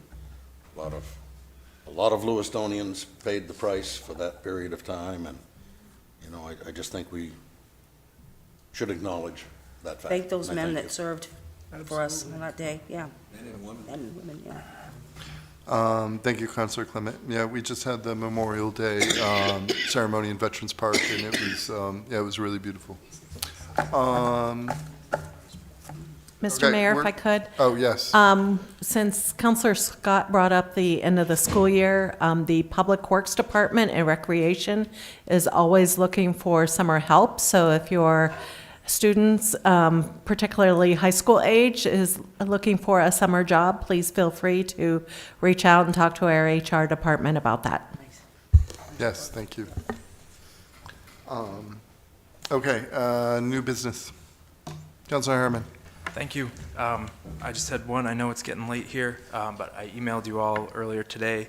I was reached out to by a downtown restaurant owner. He also has, in addition to the restaurant, he has a new taco cart, and our current ordinance regarding food trucks and push carts and similar things requires them to be 100 feet from any other food establishment, and that is that is making it a little more difficult for him to locate this where he would like to.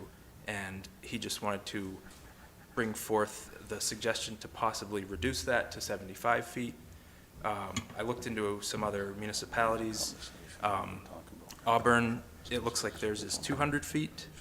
Portland is 200 feet off the peninsula, but 65 feet on the peninsula, where things are more dense.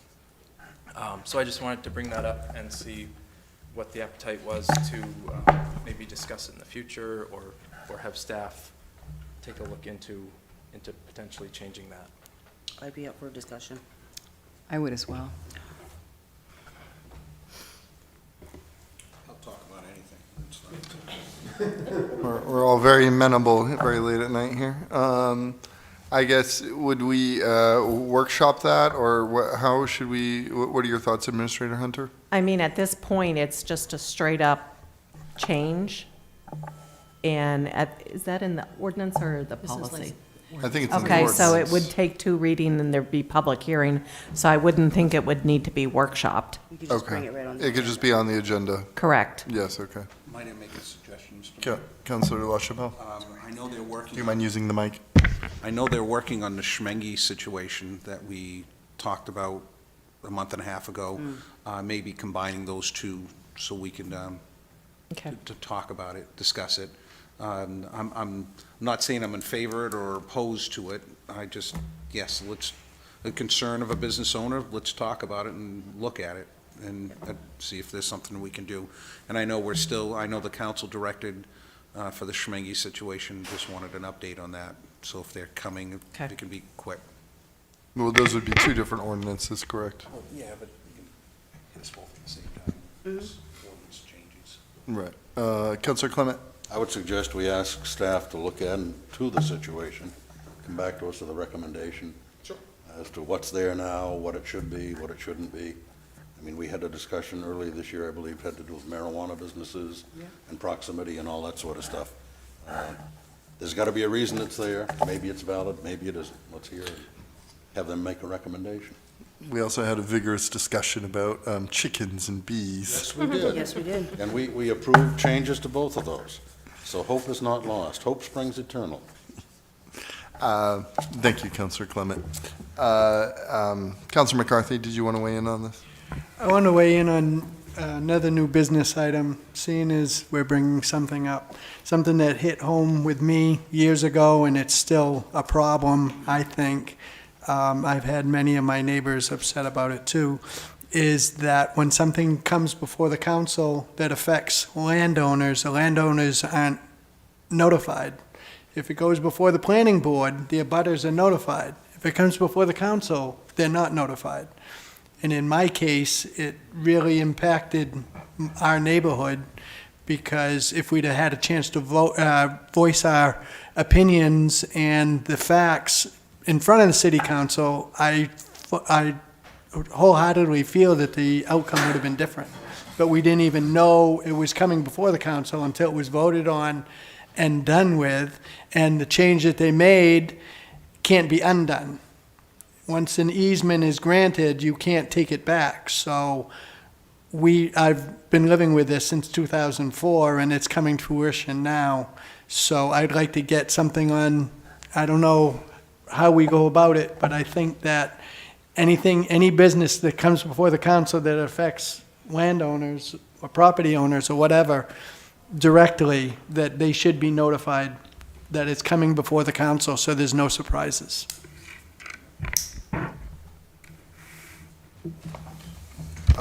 Councilor LaChapelle? Thank you. Might I suggest that we send that to staff also to look at what kind of recommendations? That is a concern.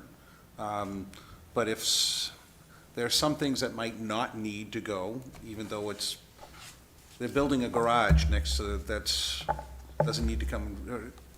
But that Just would be before the council. Correct. So I think just seeing what kind of issues would need to be sent, because there's a cost incurred with that. So there's mailings and all that good stuff. So that's just my suggestion on that. Just, again, pass it over to staff. David's not doing anything anyway, so it's just, Director Hediger, excuse me. He's having the night to defend himself. And since I still Probably have yelling the at mic, the TV right now. since I still have the mic, I want to make one other comment, and I should have made it earlier, to our city council representative. This past weekend, I had the great pleasure of going to a Tough Mountain Mud Challenge Oh, the Gator thing. Challenge? The Gator Yes. Challenge, that if nobody's done it, they have to experience it in a downpour when it's only like 45 degrees. It's fun, huh? And it was amazing, and I spent a couple hours there. Councilman McCarthy was there. I had to record Councilman McCarthy because somebody had to take pictures. I couldn't participate, but the councilor did. It was great watching them. The kids had a blast. I want to thank the teachers and all the volunteers and whoever put it on.